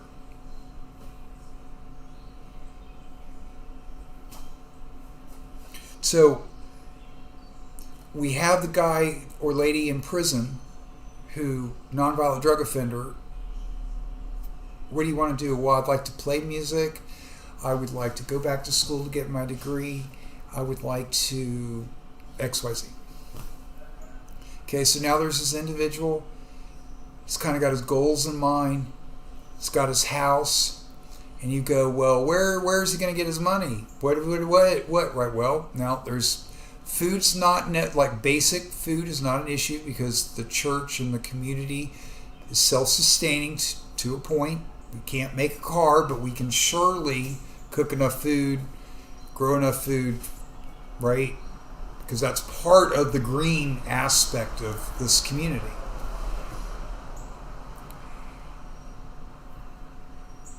I could imagine a citizen that was so shell-shocked from being in jail for the last 20 years that all they wanted to do was just nothing. So, okay, well, there's their house. They've got food, shelter, there's electricity, there's a doctor, and with the tax plan, it's basically free when they walk in there. They can go back to school 7 days a week, right? And then maybe they want to earn some cash, right? Okay, and get a job. Well, maybe I joined the community to open a restaurant, right? And so I know you're coming, right? The communities around, we've worked this out that you're coming. And, imagine this person's been in jail for 40 years, right? And they're so shell-shocked, they just got this home. They've been hanging out in their pad for the last 3 months trying to, pray and get their life back together and decompress from jail, right, for 12 years.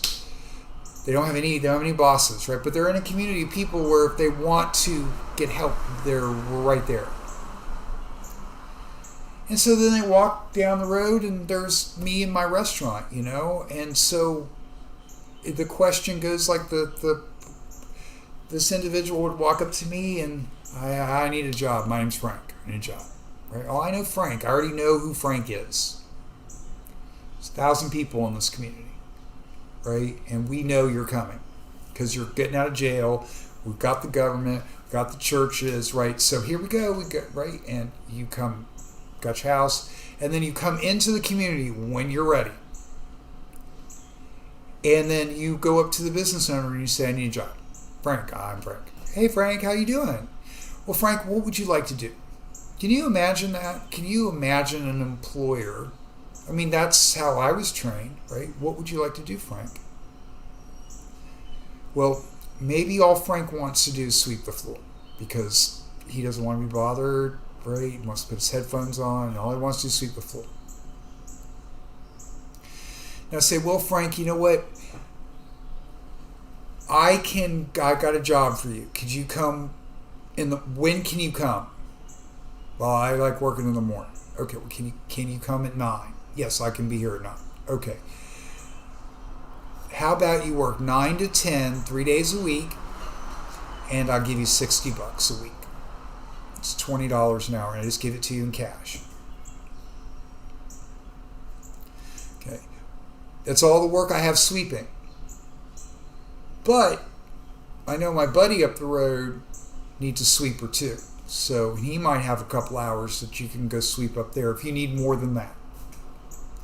Now that is doable. That is a way of, that's village life. Now,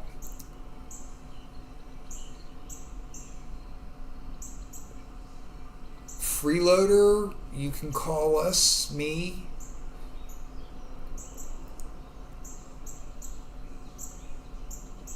That community that I just described is a community without a boss.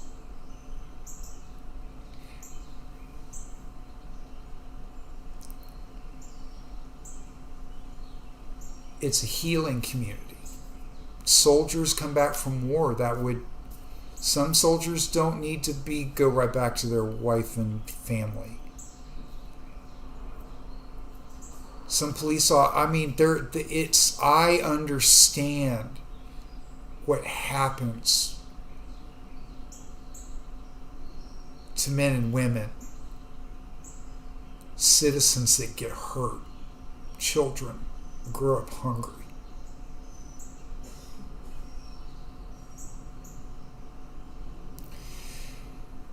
Somebody's got to speak on their behalf, and Jesus told me he wanted me to do it. So here I am. And I can do this from under a bridge. And I'm going to leave my life on the table for you. So I got no kids, I got no parents, right? This is you. And I'm going to leave it on the table. And you can do with it what you want. I think I have value and skill that I can help make these things. I have something to offer. And I think if we all could take the time to imagine, like write a short story, a play, imagine what that could be.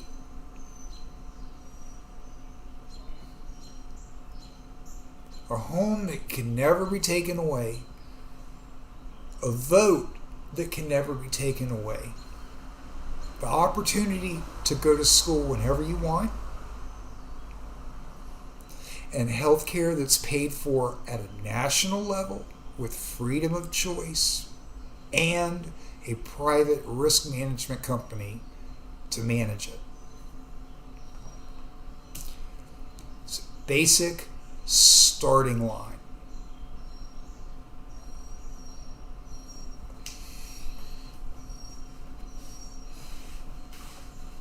And and it doesn't have to be one way. We are a creative, intelligent, loving people. We can be. So, just know God loves you and I love you, and I'm going to fight till my last breath to convince you that we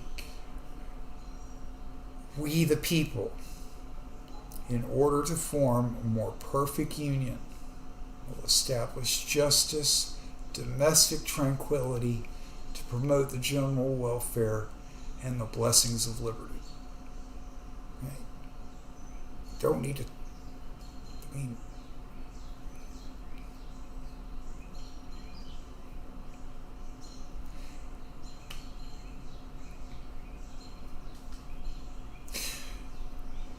so I hope you all have a wonderful day. I'm going to come back, but I'm probably not going to speak. I'm going to change the thing and work on my art, maybe just listen to some music.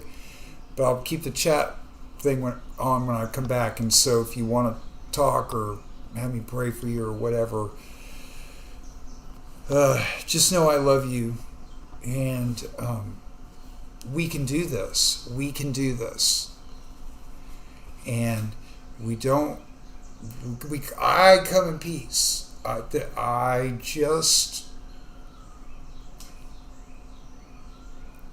great conversation of ideas, right? I mean,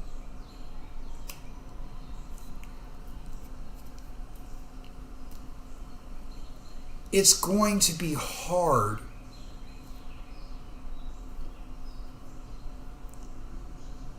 to battle an opponent on this. Okay, like what do you? Somebody says no, that's for whatever reason, you're socialist, whatever reason, that you would want for this not to happen. Just because?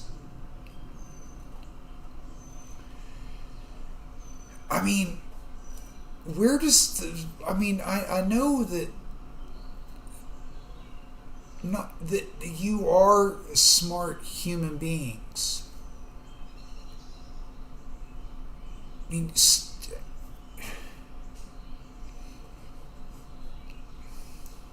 that's going to be a tough thing to fight, because I'm not a socialist. You're not going to peg me with that. So you'll have to, and I am a celibate, proud, homosexual man.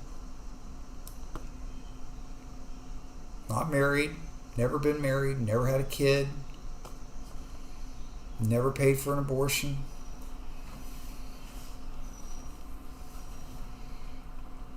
I got kicked out of the army for being gay. It's right there in the papers. That's the truth.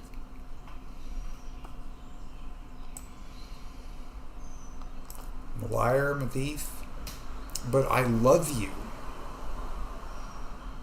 and God loves you, and I'm a failure, but I'm okay with that, because these are just ideas. These are just observations from David Cody Peppers, born in Florida, living in Georgia for the last 20 some odd years. Anyway, I think I'm going to take a break for a little bit and hop back and work on my art. And you can hit me up anytime. I'd be more than happy to pray for you. If you want to, like, hit me up and be like, hey, would you just talk about one, like, I can focus on what it is you want me to talk about. I know but it's literally like all I'm doing is turning this on in my house, right? I'm not like scripting anything. So I can be much more focused in on like one thing at a time. But this is I hope I'm not coming across sharp or anything, because I mean, I'm so appreciative because this is what I want. And there's just me. There's no, and so I need help. I know I need help. I'm not, I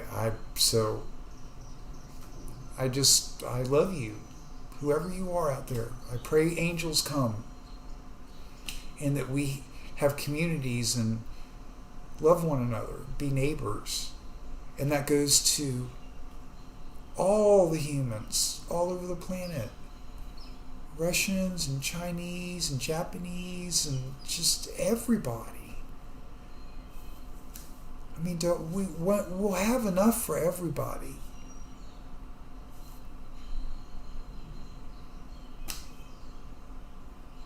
Oh, I little house, pond, I'll fight to protect you.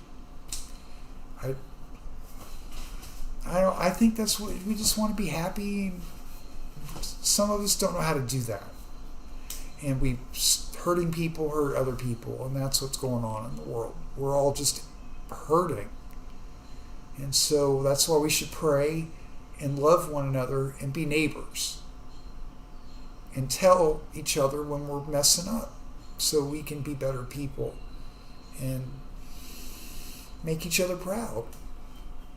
That's really, so just know I love you, and I'm here to pray for you, and God loves you. And I'll be back later, and got all day tomorrow. Anyway, I'll see you all in a little bit. I want to work on my art for about an hour before I go to bed, and I got to catch up on my news and stuff. And I just thank you, Sander, and thank you, Daniel, for being my friends. And just know that I'm praying for everybody, and I take a little extra on folks that I really that are extra close to my heart, and I won't ever feel guilty about that. And Krystal and Saagar and Sander and Daniel and everybody on my Facebook page and my neighbors and you out there, even the people that I bark at too much about being somewhat mean to poor people. I love you too. I just don't get it sometimes. And no, I love you, and I hope you have pleasant dreams. Here, just because I have to leave you with this, remember, I love the Lord, He's my friend. I love Him, I do. I love the Lord, He's my friend beyond the end. I love the Lord, He's my friend, and yours too. I hope you'll have a lovely night, and I'll see you soon.